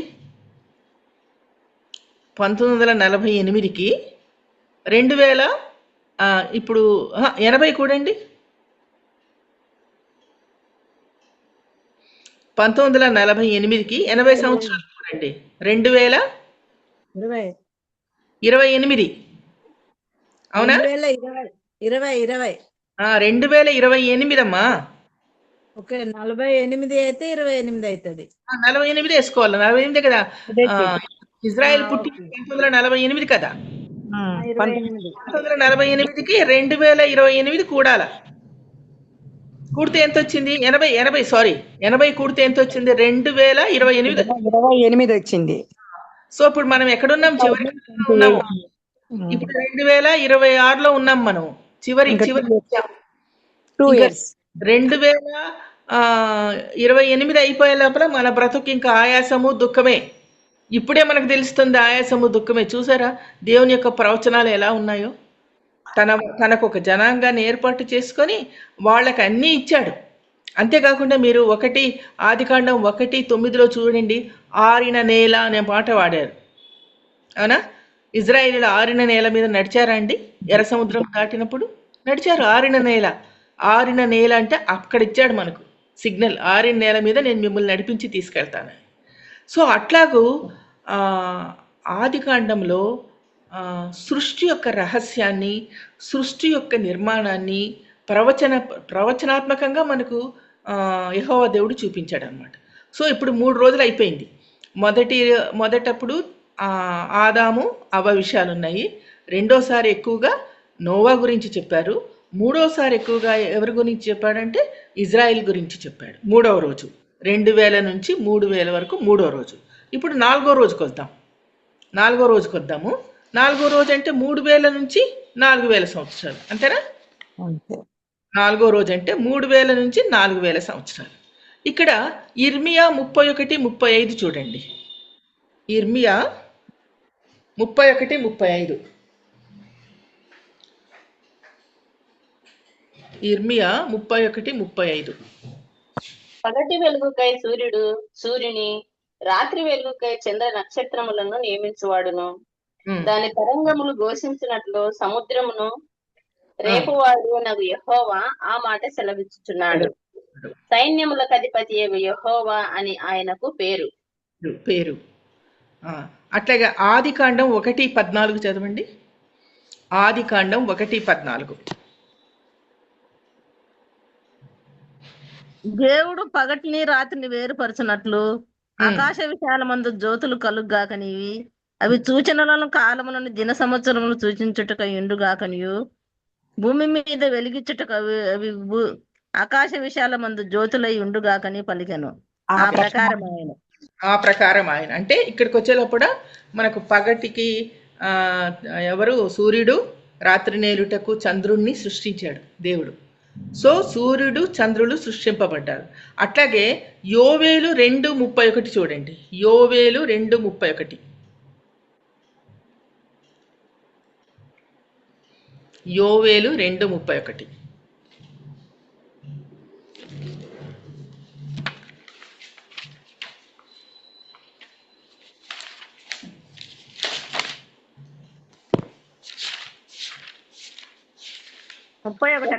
యొక్క భయంకరమైన ఆ మహాదినము రాకముందు సూర్యుడు తేజోహీనుడగును, చంద్రుడు రక్తవర్ణమగును. చదవండి. చూసారా? యెహోవా సెలవిచ్చినట్లు చీయోను కొండ మీదను యెరూషలేములోను తప్పించుకున్న వారందరూ శేషించిన వారిలో యెహోవా పిలుచు పిలిచివాడు కనబడతారు. ఆ దినమున యెహోవా నామమును ఆ బట్టి దినమందు యెహోవా ప్రార్థన చేయవారందరూ చూసారా రక్షింపబడతారు. చూసారా సూచనలు ఎలా వస్తున్నాయో? నాలుగో రోజు సృష్టించినప్పుడే సూచనలు ఏమొస్తాయో చెప్తున్నాడు యెహోవా దేవుడు. చాలా జాగ్రత్తగా ఉండాల. సూర్యుడు, చంద్రుడు ఇటీవల కాలంలో మీరు తెలిసింటది, మీరు గమనించింటారు, చంద్రుడు చాలాసార్లు రక్తవర్ణం అయ్యాడు. గమనించారా? చంద్రుడు రక్తవర్ణం అయ్యాడు ఇటీవల కాలంలో. అట్లాగే మలాకి 4:2 చూడండి. మలాకి 4:2 చూడండి. మలాకి లాస్ట్ బుక్ 4:2. అయితే నా నామమందు భయభక్తులు గలవారు మీకు నీతి సూర్యుడు ఉదయించును, అతని రెక్కలు ఆరోగ్యం కలుగజేయును గనుక మీరు బయలుదేరి క్రొవ్విన దూడలు గంతులు వేయినట్లు గంతులు వేయుదురు. నేను నియమింపబో దినమున. ఇక్కడ మనకు సూర్యుడు ఉదయించిన సూర్యుడు అంటే, మనకు ఉదయించిన సూర్యుడు ఎవరంటే నీతి సూర్యుడు. ఎవరా నీతి సూర్యుడు అంటే యేసయ్య. సో 3000-4000 సంవత్సరాల క్రిందటే యేసయ్య మనకు పుడతాడని చెప్పి మనకు ప్రవచనం ఉన్నదన్నమాట. నీతి సూర్యుడు మలాకి అంటాడు, నీతి సూర్యుడు అంటాడు. అంటే యేసయ్య నీతి సూర్యుడు అండి. అట్లాగే మీరు యోహాను 8:12 చూడండి. యోహాను 8:12. యోహాను 8:12. మరలా యేసు, నేను లోకమునకు వెలుగును, నన్ను వెంబడించి వాడు చీకటిలో నడవక జీవపు వెలుగు కలిగి ఉండునని వారితో చెప్పాను. కాబట్టి పరిసయ్యులు నిన్ను గూర్చి నీవే సాక్ష్యం చెప్పుకొనుచున్నావు, నీ సాక్ష్యం సత్యం కాదని ఆయనతో అనగా. ఇంకా వద్దులేండి, అవన్నీ వద్దులే. సో యేసయ్య మనకి ఏంటంటే లోకానికి వెలుగు. చీకటిలో నడవక జీవపు వెలుగే మనం వెలుగులో నడవాలి. ఆ సూచన మనకు 4000 సంవత్సరాల కిందటే మనకు వచ్చేసింది. సో 4వ రోజు దేవుడు సృష్టించింది ఎవరిని? సూర్యుడిని, చంద్రుడిని. చంద్రుల యొక్క కదలికల మూలాన మనకి ఏదొస్తుంది? పగలు, రాత్రి. అంతే కదండి, దాని మూలాన మనకు నెలలు కూడా వచ్చాయి. చంద్రుని యొక్క దీనివల్ల మనకు నెలలు, ఏ నెల ఏంటి అని. ఎందుకంటే చంద్రుడు 15 రోజులు వెలుగుని ఇస్తాడు, 15 రోజులు వెలుగు అమావాస్య దినాలు వస్తాయి, పున్నమి దినాలు వస్తాయి. దాన్ని బట్టి మనము నెలలు కౌంట్ చేస్తున్నాం. సో ఇవన్నీ మనకు ఇప్పుడు నాలుగో రోజు సృష్టింపబడ్డాయి అన్నమాట. సో సృష్టి యావత్తు ఆయన చేశాడు. అయినా కూడా మీరు జాగ్రత్తగా ఉండండి. నేనే నీతి సూర్యుడిని. మనం ఆయన్ని నమ్ముకుంటే మనకు రక్షణ. సో ఈ సూర్యుడిని అతడు యెహోవా దేవుడు సృష్టించిన మన కోసం ఎవరిని సృష్టించాడంటే నీతి సూర్యుడిని సృష్టించాడు. ఆ నీతి సూర్యుడిని నమ్ముకుంటే మనకు ఏది కలుగుతుందంటే రక్షణ కలుగుతుంది. సో ఇప్పుడు 4000 సంవత్సరాలు అయిపోయింది, 4 రోజులు అయిపోయింది, అంతేనా? ఇది 4వ రోజు అయిపోయింది. ఇప్పుడు మనము 5వ రోజుకి వెళ్దాం. ఫిఫ్త్ డే అంటే 4000 to 5000. Fifth day. మొట్టమొదటిదేమో 0 నుంచి 1000 సంవత్సరాలు, రెండవదేమో 1000 సంవత్సరాల నుంచి 2000 సంవత్సరాలు, మూడవదేమో 2000 నుంచి 3000 సంవత్సరాలు, నాలుగవదేమో 3000 నుంచి 4000 సంవత్సరాలు. ఇప్పుడు 5వ రోజు. 5వ రోజు 4000 నుంచి 5000. 4000 నుండి 5000 సంవత్సరాలు వస్తే అది ఫిఫ్త్ డే. ఇప్పుడు ఆదికాండం 1:20కి రండి. ఆదికాండం 1:20. దేవుడు జీవము కలిగి చెలించు వాటిని జలములో సమృద్ధిగా పుట్టించును గాకనియు, పక్షులు భూమిపైనే ఆకాశ విశాలంలో ఎగురు గాకనియు పలికెను. ఇక్కడ చూడండి, ఇక్కడ సముద్రాన్ని సృష్టించాడు. సముద్రములో దేవుని యొక్క సృష్టి చాలా అమోఘమని శాస్త్రజ్ఞులు చెప్తారండి. చేపలు విపరీతమైన ఎన్నో లక్షల రకాల చేపలు ఉన్నాయట. మనం ఒకసారి చూసుకున్నాం చూడండి, లెవియాతను గురించి చదివినప్పుడు కూడా సముద్రంలోంచి వచ్చింది ఆ జంతువు అని చెప్పాము. ఇవన్నీ చివరి కాలంలో జరిగాయి. ఒకటి మచ్చుకు మొన్నొకటి బయటకు వచ్చిందని లెవియాతను గురించి చెప్పినప్పుడు, మరి మీరు ఉన్నారో లేదో నాకు తెలియదు, లెవియాతను గురించి చెప్పాను. ఆస్ట్రేలియాలో తిమింగిలాలు వచ్చి చచ్చిపోయాయంట లెవియాతను లోపల కదిలితే. అట్లాగే మనకు అస్సాంలో సముద్ర తీరంలో తాబేళ్ళు 6,000 తాబేళ్లు బయటకు వచ్చి చచ్చిపోయాయట ఆ వేడిని తట్టుకోలేక.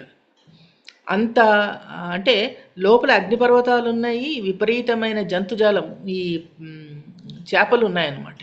సో ఈ చేపల్ని సృష్టించినప్పుడు చేపలని ఎందుకు సృష్టించాడు ఏంటంటే, చేపలు సంఘానికి సాదృశ్యం అండి. ఆ విషయాన్ని గుర్తుంచుకోండి. చేపలు సంఘానికి సాదృశ్యం. ఎందుకు చేపల్ని దేవుడు తీసుకున్నాడు, ఎందుకు అలా చేశాడంటే, మీకు తెలుసు గలిలయ సముద్రం తీరాన శిష్యుల్ని అతడు యేసయ్య ఏర్పాటు చేసుకుంటాడు.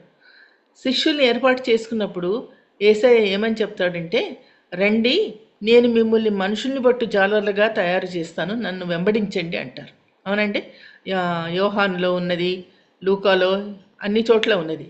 మీరు నన్ను వెంబడించండి, నేను మిమ్మల్ని మనుషుల్ని బట్టు జాలర్లుగా చేస్తాను.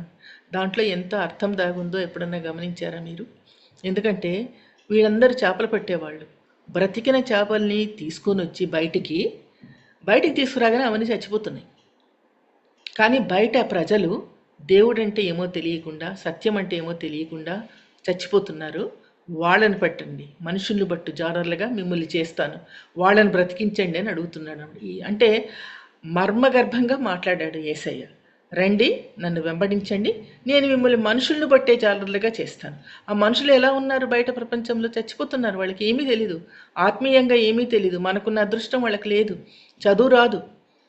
చదువు రాదు, ఏమి గ్రహించలేకపోతున్నారు. వాళ్ళని దేవుని దగ్గర నడిపించాలి అని చెప్తున్నాడండి యేసయ్య. ఎంత చక్కగా చెప్పాడు.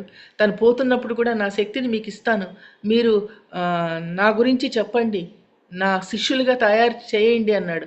అందుకే మీకు మీరు చదువుతున్నప్పుడు తెలుస్తుంది బైబిల్లో,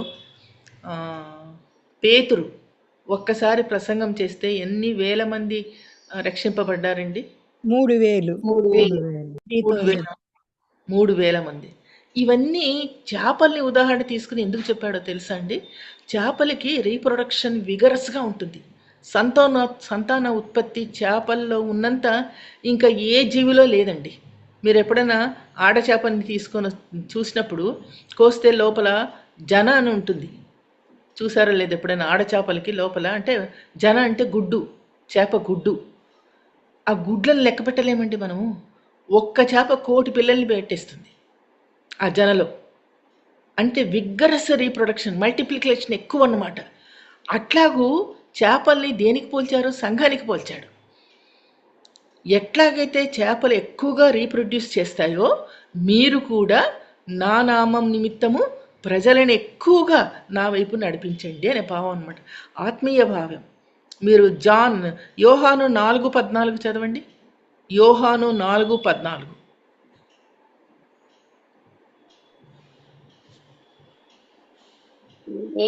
నేనిచ్చు నీళ్లు త్రాగువాడు ఎప్పుడునో దప్పిగొనడు, నేను వానికిచ్చు నీళ్లు నిత్య జీవమునకై వానిలో ఊరడి నీటి బుగ్గగా ఉండనని ఆమెతో చెప్పాను. చూసారా? ఊరిడి నీటి బుగ్గ ఊరుతూనే ఉంటుందండి, అది ఆగిపోదు. అట్లాగే 7:38 చదవండి. 7:38. 7:38. నా యందు విశ్వాసముంచు వాడెవడో లేఖనం చెప్పినట్టు వాని కడుపులో నుండి జీవజలములు పారునని బిగ్గరగా చెప్పాను. చూసారా? ఆయన యందు నమ్మకం ఉంచాలి. ఎంత గూఢార్థం దాగి ఉంది. చేపల్ని సాదృశ్యంగా తీసుకున్నాడు. అసలు ప్రతి ఒక్క దేవుడు చేసిన ప్రతి ఒక్క పనిలో మనకి ఏదో ఒక నీతి తెలుస్తుందండి. పావురం తీసుకున్నాడు నోవా బయటికి పంపించడానికి. పావురం మోసం చేయలేదండి నోవాని, కాకి మోసం చేసింది. పంపిస్తే ఇంకా రాలే తిరిగి. పావురం ఏం చేసిందండి? ఎంత మంచిది, అట్లా ఇట్లా తిరిగి తనకి ఎక్కడ స్థలం లేదు కాబట్టి మరి వచ్చేసింది. అంటే ఏమని? నీళ్ళు ఇంకా తగ్గలేదు, నేను నీ దగ్గరే వచ్చి ఉంటాననేది. రెండోసారి పంపించినప్పుడు ఇంకా నాకు బాగా ప్లేస్ ఉందిలే, నేను రానులే అనలేదు. ఒక ఒలివ ముక్కను తుంచి తీసుకొని వచ్చి ఇచ్చింది. పావురము పరిశుద్ధాత్మకు సాదృశ్యం కదండి. యేసయ్య అది బాప్తిజం తీసుకున్నప్పుడు పావురం వచ్చి ఆయన భుజం మీద వాలుతుంది. అవునా? అక్కడ తృత్వం కనిపిస్తుంది మనకు. యేసయ్యకేమో యోహాను భక్తుడు బాప్తిజం ఇస్తే, పావురమేమో భుజం మీద పరిశుద్ధాత్మ రూపంలో వస్తే ఆకాశవాణి ఏమని పలుకుతుంది? ఈయన నా ప్రియ కుమారుడు, ఈయన యందు నేను ఆనందించి. తృత్వం మనకు అక్కడ తెలుస్తుంది. తర్వాత ఈ పావురంలో కూడా ఇంకొకటి ఉందట. ఇదేంటంటే పావురంలో పొట్టలో మనకు మామూలుగా చేపలు కానీ కోడి కానీ ఇంకా ఏమన్నా చూస్తే చేదని ఉంటుందండి, చేదు. అది కానీ తగిలితే చేపల కూర అంతా చేదైపోతుంది. అందుకని ముందు చేదుని తీసేస్తారు. ఈ చేదంట పావురానికి ఉండదంటానండి. అందుకని పావురాన్ని దేవుడు సెలెక్ట్ చేసుకుని ఉండవచ్చు అని ఒక భక్తుడు అన్నాడు. నమ్మకమైనదంట. పూర్వకాలం రాజుల లెటర్స్ కూడా పావురానికి కట్టి పంపించేవాళ్ళు చూసారా. తర్వాత పావురానికంట జ్ఞాపక శక్తి ఎక్కువ అంట. ఏ దారిలో పోయిందో ఆ దారిలోనే వస్తుందంట మళ్ళా. సో అందుకనే బహుశా పావురాన్ని, చేపల్ని దేవుడు వాటిని చూపించి మనకు పాఠాలు చెప్తున్నాడు యేసయ్య. సో 5వ రోజు 4000 నుండి 5000 సంవత్సరాలలో దేవుడు చెప్పింది ఏంటంటే సముద్ర సంపదను ఎట్లా, సముద్రాలు లోపల చేపలు ఎట్లా వాటిని ఎట్లా ఇంప్రూవ్ చేసుకుంటాయో రీప్రొడక్షన్ ద్వారా, అట్లా మనం కూడా దేవుని వాక్యాన్ని రీప్రొడ్యూస్ చేయాలి. మనం దేవుని వాక్యాన్ని చెప్పి జాలర్లు ఎలా పట్టుకుంటారో చేపల్ని, అట్లా మనం కూడా మనుషుల్ని పట్టుకోవాలి. మనుషుల్ని పట్టుకొని బ్రతికించాలి, వాళ్ళని ఆత్మీయంగా బ్రతికించాలి. అప్పుడే మనకు జీవం వస్తుంది. ఎందుకంటే యేసయ్య కాలం నుండి ఇప్పటి వరకు మనం చూసుకుంటే ప్రపంచ మతాల్లో కల్లా అత్యధిక సంఖ్య ఉన్నది ఎవరంటే క్రైస్తవులేనండి. ఈ సంఖ్య రాకుండా చేయడానికి, వీళ్ళని క్రైస్తవులు ఉండకుండా చేయడానికి చాలామంది చాలా ప్రయత్నించారండి. ఇప్పుడు ఇజ్రాయెల్ ఉండకుండా చేయడానికి సాతాను ఎంత ప్రయత్నం చేస్తుంది, అది కుదరదు. ఎందుకంటే యేసయ్య చెప్పాడు, నేను ఎట్లాగైతే ఒలీవ కొండ మీద నుంచి ఆరోహణమయ్యానో అట్లాగే ఒలీవ కొండ మీద నేను మరి రెండవసారి దిగుతాను. అంటే ఆయనకు ఒలీవ కొండ ఉండాలి. ఎవరు ఆధీనంలో ఉండాలి? ఇజ్రాయెల్ ఆధీనంలో ఉండాలి. ఆ ఒలీవ కొండ మీద దిగి అక్కడి నుండి ఎక్కడికి వెళ్తాడు? టెంపుల్కి వెళ్తాడు. టెంపుల్ లేదు ఇప్పుడు, అంత కూలిపోయింది. ఫస్ట్ కట్టింది పోయింది, రెండోసారి జెరుబ్బాబెలు కట్టింది పోయింది. ఇప్పుడు 3వ టెంపుల్ కట్టాల. 3వ టెంపుల్ కడితే ఇంకా మనకు 2వ రాకడ సమీపమైందని మనకు అర్థమైపోతుంది అనమాట. ఆ 3వ టెంపుల్ ఎవరు కడతారు తెలీదు. అంత్యక్రీస్తు కడతారంటారు, వాళ్ళు కడతారంటారు, ఎవరు కడతారంటే మనకు తెలియదు. ఇటీవల కాలంలో ఒక రూమర్ వచ్చిందండి, ట్రంప్ గారి అల్లుడే బహుశా అబద్ధ ప్రవక్త ఏమో అని అంటున్నారు. ఎందుకంటే ఇతడు రియల్ ఎస్టేట్ బిజినెస్ చేస్తాడండి. అది ఇంటర్నేషనల్. ఇప్పుడు ఒక్క హైదరాబాద్లో చేస్తేనే ఆయన కోటీశ్వరుడు అయిపోతాడు, మనకు రియల్ ఎస్టేట్ బిజినెస్ చేసేవాళ్ళు. ఈయన ఇంటర్నేషనల్ చేస్తాడంట.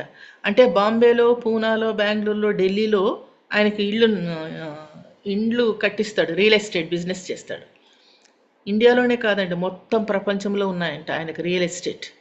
దుబాయి, అరేబియా, సౌదీ అరేబియా, అక్కడ కూడా ఈయనకు రియల్ ఎస్టేట్ ఉందంట. బిల్డింగ్లు కట్టించి అమ్మేస్తాడంట వాళ్ళకి. అందుకని ఈయన యూదుడండి. ట్రంప్ గారి పెద్దల్లుడు యూదుడు. ఇతడు రియల్ ఎస్టేట్ వెరీ రిచ్, బాగా అరిస్టోక్రాట్ యూదుడు. అందుకని ఇప్పుడు అందరూ అనుకుంటున్నారంట ఈయననే కడతాడు టెంపుల్ అంటున్నారు, ఎందుకంటే అంత రిచ్. ఇంకొక విషయం ఏంటంటే గాజాని ఏం చేస్తున్నాడంటే A1 సిటీ చేస్తున్నాడు. ఇప్పుడు గాజా ఇజ్రాయెల్ ఆధీనంలోకి వచ్చేసింది కదండి గాజా. ఎందుకంటే ఆమోస్లో మనం చూసాం 1:6 ఆమోస్లో క్లియర్గా చెప్పారు గాజా నాశనం అయిపోతుందని. నాశనం అయిపోయింది కదా చూడండి. ఆమోసు 1:6 చూడండి. యెహోవా సెలవిచ్చినది ఏమనగా, గాజా 3 సార్లు 4 సార్లు చేసిన దోషములను బట్టి నేను తప్పకుండా దాన్ని శిక్షింతును. ఏలైనగా ఎదోము వారికి అప్పగింపాలను తాము చెరపట్టబడిన వారిని అందరినీ కొనిపోయారు. చూసారా, నాశనం అయిపోయిందండి. మీరు ఇంగ్లీష్ న్యూస్ చూస్తే తెలుస్తుంది, బూడిదే. ఇప్పుడు అదంట ఈయన తీసుకుంటున్నాడంట. ఎవరు? ఈ ట్రంప్ గారి అల్లుడు తీసుకొని AI సిటీ తయారు చేస్తున్నట్టు. AI artificial intelligence. అప్పుడే బ్లూ ప్రింట్ కూడా చూపించారండి టీవీలో. అంత హై క్లాస్ హోటళ్ళు అంతా ఏఐతో, మనుషులు కాదు ఏఐతో ఉంటుందంట. ఆ సిటీ అట్లా ఉంటే అది ప్రపంచానికి రాజధాని అవుతుందని. ఎందుకంటే ఇజ్రాయెల్ ప్రపంచానికి రాజధాని అవ్వాలండి. గ్రేటర్ ఇజ్రాయెల్ అంటారు అప్పుడు. ఎందుకంటే మీకు తెలుసు, వీళ్ళు ఎర్ర సముద్రం దాటి యోర్దాను దాటి వచ్చినప్పుడు జాషువా ఏం చేస్తాడంటే ప్రతి జనాంగానికి 12 జనాంగాలకి, అంటే లేవీలు లేరు, తక్కిన 11 జనాంగాలకి భూభాగాన్ని పంచుతాడండి. ఇక్కడ నుంచి ఇక్కడి వరకు మీకు, ఇక్కడ నుంచి ఇక్కడి వరకు మీకు అని మీరు యెహోషువ గ్రంథాన్ని చదవండి, మీకు తెలుస్తుంది. భూభాగాన్ని పంచుతాడు. ఆ పంచే భూభాగము ఇప్పుడు లేదు వీళ్ళ ఆధీనంలో. గాజా ఇప్పుడు వచ్చింది. అట్లాగా లెబనాన్ కూడా వీళ్ళదే, సిరియా కూడా వీళ్ళదే. కానీ అన్నీ ఆక్యుపై చేసుకున్నారు కదండి. మీకు తెలుసు కదా, పాల్ దమస్కు మార్గంలోంచి వస్తున్నప్పుడే కదా యెహోవా దేవుడు యేసయ్య కనిపించాడు ఆయనకు. కనిపించి పౌలా నువ్వు నన్ను ఎందుకు హింసిస్తున్నావు అంటే, ఎవరు నీవంటే నువ్వు హింసించుచున్న యేసుని అంటాడు. దమస్కు ఒకసారి క్యాపిటల్ అది. అట్లాంటిది ఇప్పుడు అది ముస్లిమ్స్ పాలనలోకి వెళ్ళిపోయింది. లెబానాన్ కూడా వీళ్ళదేనండి. లెబానాన్ వృక్షాలు ఎంతో ఫేమస్, దేవదారు వృక్షాలు. టెంపుల్ కట్టడానికి దేవదారు వృక్షాలే వాడారు. ఆ కాలంలో పూర్వకాలం అంట రాజులకి రాణులకి జ్వరం కానీ జలుబు దగ్గు ఇట్లాంటివి ఎక్కువ వస్తుంటే వాళ్ళనంట 6 నెలలు పోయి లెబానాన్లో ఉండిరా అనేవాళ్ళట. ఎందుకంటే లెబానాన్ గాలి అంత మంచి గాలి. లెబానాన్ అంటే మంచండి, తెల్లగా ఉంటాయి చెట్లు, దేవదారు వృక్షాలు 1000 అడుగులు ఎత్తట, చాలా బాగుంటుందట. అట్లాంటి చోట వాళ్ళు నివసిస్తే ఒక 6 నెలల పాటు ఉంటే వాళ్ళకి ఏమవుతుందంటే ఆరోగ్యం వస్తుంది.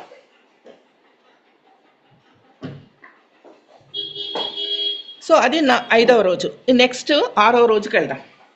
6th day 5000 to 6000. 6th day 5000 to 6000. 126. ఆదికాండం 1:26.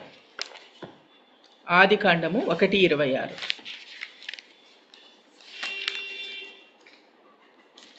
ఆదికాండము 1:26. దేవుడు మన స్వరూపమందు మన పోలిక చొప్పున నరులను చేయుదము.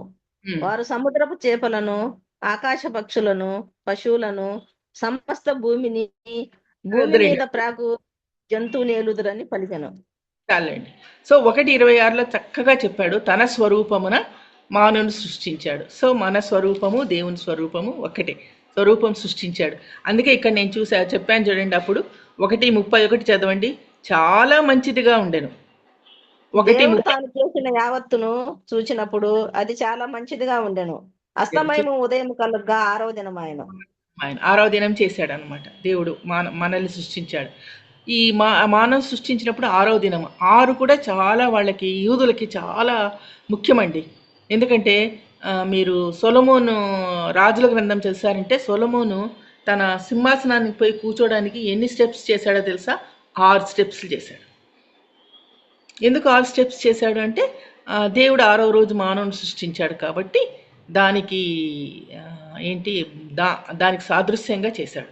అట్లాగే మీరు దేవుడు కూడా ఒక పని చేశాడు. ఇక్కడ కానాలో ఎన్ని బాణల్ని నింపాడండి? 6 బాణలు. గుర్తుందా? 6 బాణలు. అట్లా ప్రాధాన్యత ఇచ్చారు. ఎందుకంటే 6వ రోజు మానవుడు సృష్టించబడ్డాడు కదా. ఇప్పుడు 2వ తెస్సలోనికైలు 2:3 చదవండి. 2వ తెస్సలోనికైలు 2:3.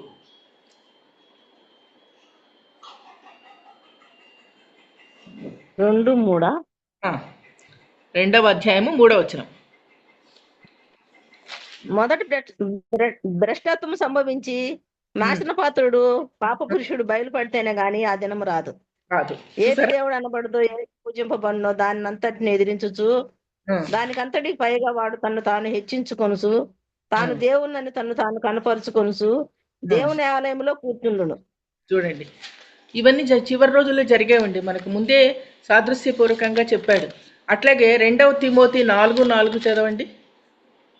2వ తిమోతి 4:4.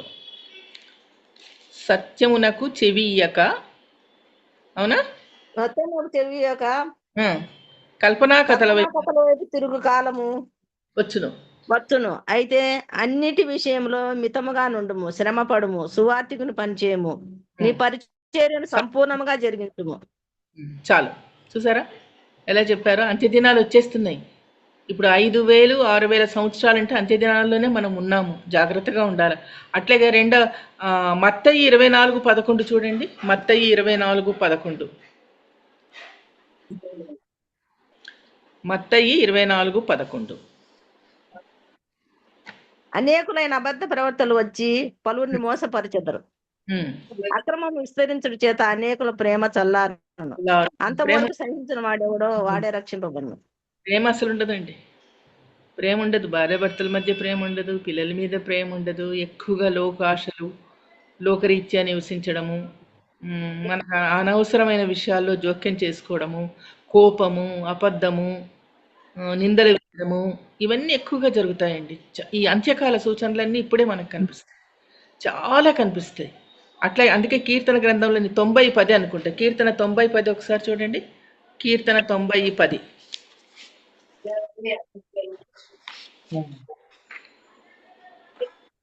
మా ఆయుష్ కాలము 70 సంవత్సరములు, అధిక బలం ఉన్న ఎడల 80 సంవత్సరములగును.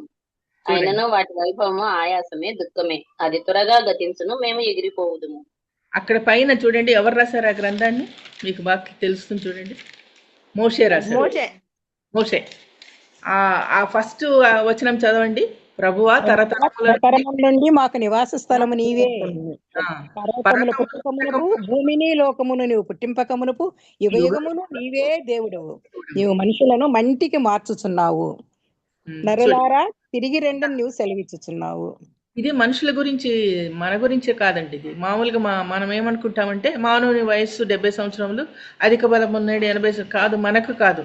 ఇది ఇజ్రాయేల్కి వర్తిస్తుంది, వాళ్ళకు వర్తిస్తుంది. వాళ్ళ ఆయుష్కాలం 70 సంవత్సరములు, అధిక బలం ఉన్న ఏడాల 80 సంవత్సరం. ఆ తర్వాత వాళ్ళకి గతి అన్నీ గతించిపోతే ఆ తర్వాత ఆయాసము, దుఃఖమే అన్నాడు. చాలా కష్టం. వచ్చే రోజులు మనము 28 తర్వాత ఎంత కష్టపడ్డాలో నేను చెప్పలేను, నాకు మాటలు రావు. చాలా కష్టం. క్రీస్తు విరోధి వస్తాడు, 7 కొండలు గల దేశం నుండి వస్తాడని కూడా ఒక ప్రాఫెసీ మనకు ఉన్నది. తర్వాత ఇంకొకటి కూడా గుర్తుంచుకోండి, ఈ యూదులట నిబంధన ఏర్పాటు, కాంట్రాక్ట్ నిబంధనలోకి వచ్చినప్పుడు ఈ యూదులు ఏం చేస్తారంటే యూదులతోనే నిబంధన చేస్తారంట, యూదులు కాని వారితో నిబంధన చెయ్యరు. అది వాళ్ళ యొక్క ఏంటంటారు, వాళ్ళ యొక్క నియమం. సో యూదుడే వస్తాడు. క్రీస్తు విరోధి ఎవరై ఉంటాడంటే యూదుడే. టెంపుల్ కట్టించేది కూడా యూదుడే. టెంపుల్ కట్టించిన తర్వాత ఇంకా అయిపోయింది, లోకం ఇదైపోతుంది అనమాట, అంత్యకాలం వచ్చేసినట్టే. సో మనం జాగ్రత్తగా ఉండాలి.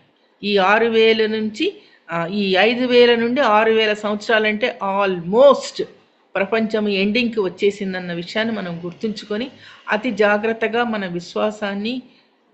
విశ్వాసం నుండి తొలగిపోకుండా మనం బ్రతకాలండి. తర్వాత నెక్స్ట్ లాస్ట్ 6000 నుంచి 7000 సంవత్సరాలు. 6000 నుండి 7000 ఇది లాస్ట్. 24 ప్రకటన 24 చూడండి. ప్రకటన 24.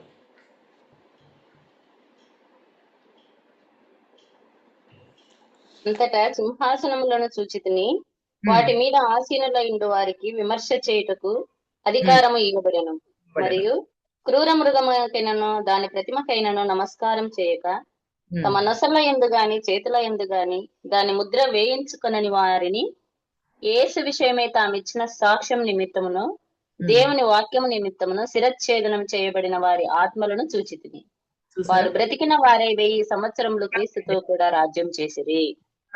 సీల్ వేసుకోవాలంట, ఇక్కడ నొసటి మీదన్నా చేతి మీదన్నా వేసుకోవాలంట సీల్. అది 666 3 ఆర్లని కూడా అంటున్నారు. తెలియదు మనకు ఏమేం వేస్తారో ఏం చేస్తారో. ఈ 3 ఆర్లతో జ్ఞానం ఇమిడి ఉన్నదని మనకు ప్రకటన గ్రంథంలో ఉన్నది. ప్రజలకు చాలా కష్టకాలం వస్తుంది. కరువులు, కాటకాలు, సముద్రాలు ఉప్పొంగిపోతున్నాయి, దేశం మీదకి దేశం యుద్ధానికి వస్తూ ఉన్నది. ఇవన్నీ జరుగుతున్నాయి అంటే దాని అర్థం ఏంటంటే మనం చివరికి వచ్చేసాం. చివరికి వచ్చేసిన తర్వాత అంటే చివరి కాలం అంటే యేసయ్య వచ్చే కాలం. అప్పుడు ఏముంటుందంటే మనకు 1000 సంవత్సరాల పాలన. ఈ కాలం 6000 నుంచి 7000 సంవత్సరాలలో 1000 సంవత్సరాల పాలన వస్తుందండి. 1000 ఏండ్ల పాలన అంటారు. ఆ 1000 ఏళ్ల పాలనలో ఏముంటుంది, ఎలా ఉంటుంది అంటే నేను మీకు రెఫరెన్స్లు ఇస్తాను, టైం అయినట్టుంది. అది రెఫరెన్స్లు రాసుకొని మీరు తర్వాత చదువుకోండి. కీర్తన 67:6 1000 సంవత్సరాల పాలన వస్తుంది అని రాసుకొని దాంట్లో రాసుకోండి. కీర్తన 67:7 ఓకేనా. యోవేలు 2:21 యోవేలు 2:21 ఆమోసు 9:13. ఆమోసు 9:13. యెషయా 11:6. యెషయా 11:6. హోషియా 2:18. హోషియా 2:18. యెషయా 44:3. యెషయా 44:3. 11:9. యెషయా 11:9. జెకర్యా 14:16.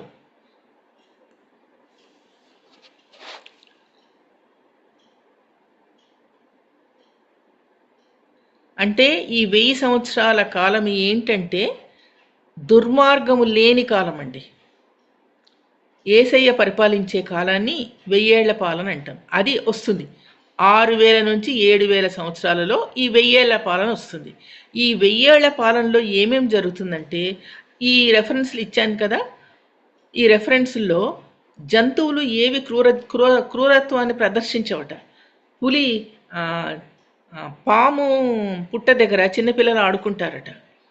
తర్వాత జంతువులు, పులులు, సింహాలు కలిసి ఉంటాయట. నాన్ వెజిటేరియన్ ఉండదంట, అన్నీ గడ్డి మేస్తాయంట. సో ఇవన్నీ సాదృశ్యాలు అన్నమాట. అన్ని ప్రవచనాలు ఇచ్చారు, నేను మీకు అవి రెఫరెన్స్ ఇచ్చాను. అవన్నీ చదివితే 1000 ఏళ్ల పాలన ఎలా ఉంటుందో మనకు తెలుస్తుంది. ఈ 1000 ఏళ్ల పాలన ఎప్పుడు వస్తుంది? 6000 సంవత్సరాల నుంచి 7000 సంవత్సరాల్లో 1000 ఏళ్ల పాలన. ఇక్కడే దాచబడిన ధనము అంటారు. ఈ దాచబడిన ధనములో మనం పాలిభాగస్తులు కావాలి. సో ఇప్పుడు మనము ఫస్ట్ చూసినట్టు పేతురు 2వ పేతురు 3:8లో ఒకరోజు 1000 సంవత్సరాలతో సమానం అన్నారు. సృష్టి మొత్తము 7 రోజులు తయారు చేశారన్నారు. మొదటి రోజేమో వెలుగు చీకటి, రెండవ రోజు జలాల్ని వేరు చేశాడు నోవా మూలన, మూడవ రోజేమో తన జనాంగాన్ని ఏర్పాటు చేసుకున్నాడు, ఇజ్రాయెల్ జనాంగాన్ని. 4వ రోజు లోపల సూర్యుడిని చంద్రుడిని చేశారు. కాలం పుట్టింది, అప్పుడే యేసయ్య పుట్టాడు. ఈ 4వ రోజేనండి యేసయ్య పుట్టింది, 4వ రోజే. అందుకే BC before Christ, after the death of Christ అనే శకం వచ్చింది. 4వ రోజు అది వచ్చింది. 5వ రోజేమో మనుషుల్ని పిలిచి తన దేవుడు పుట్టే కాబట్టి శిష్యుల్నిగా తయారు చేసుకొని చేపల్ని సాదృశ్యంగా తీసుకొని, చేపలు సంఘానికి సాదృశ్యం అని చెప్పి విగరస్గా సువార్త సేవ చేయమని చెప్పాడు.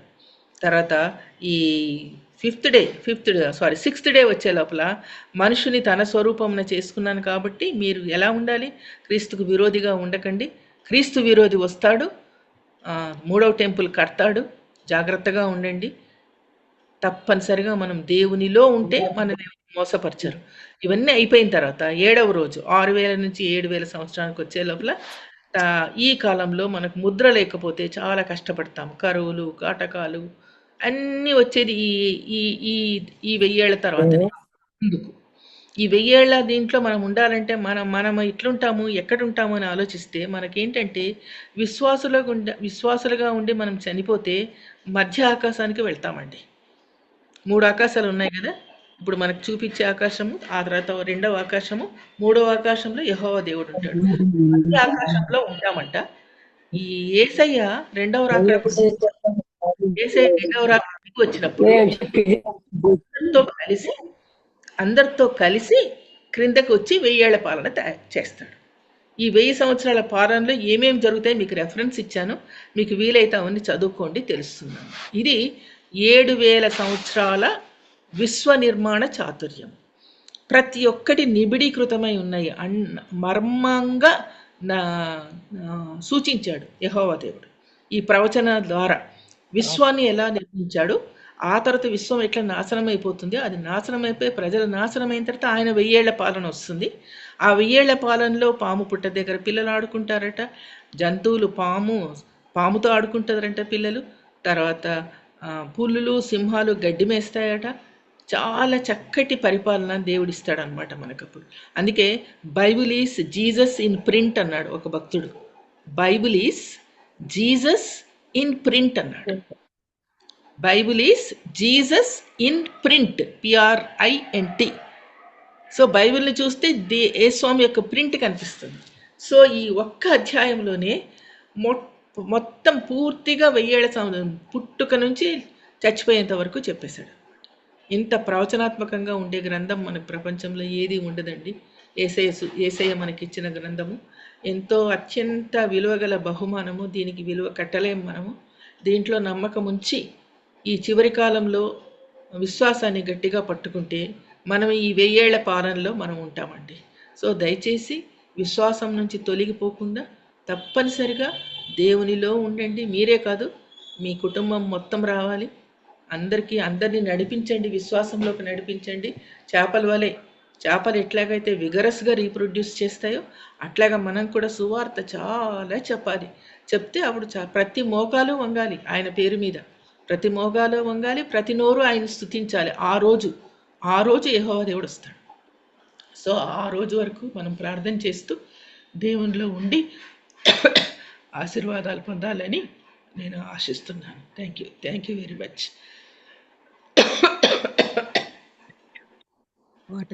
చాలా వందనాలు అక్క. ప్రవచనాత్మకమైన నిర్మాణ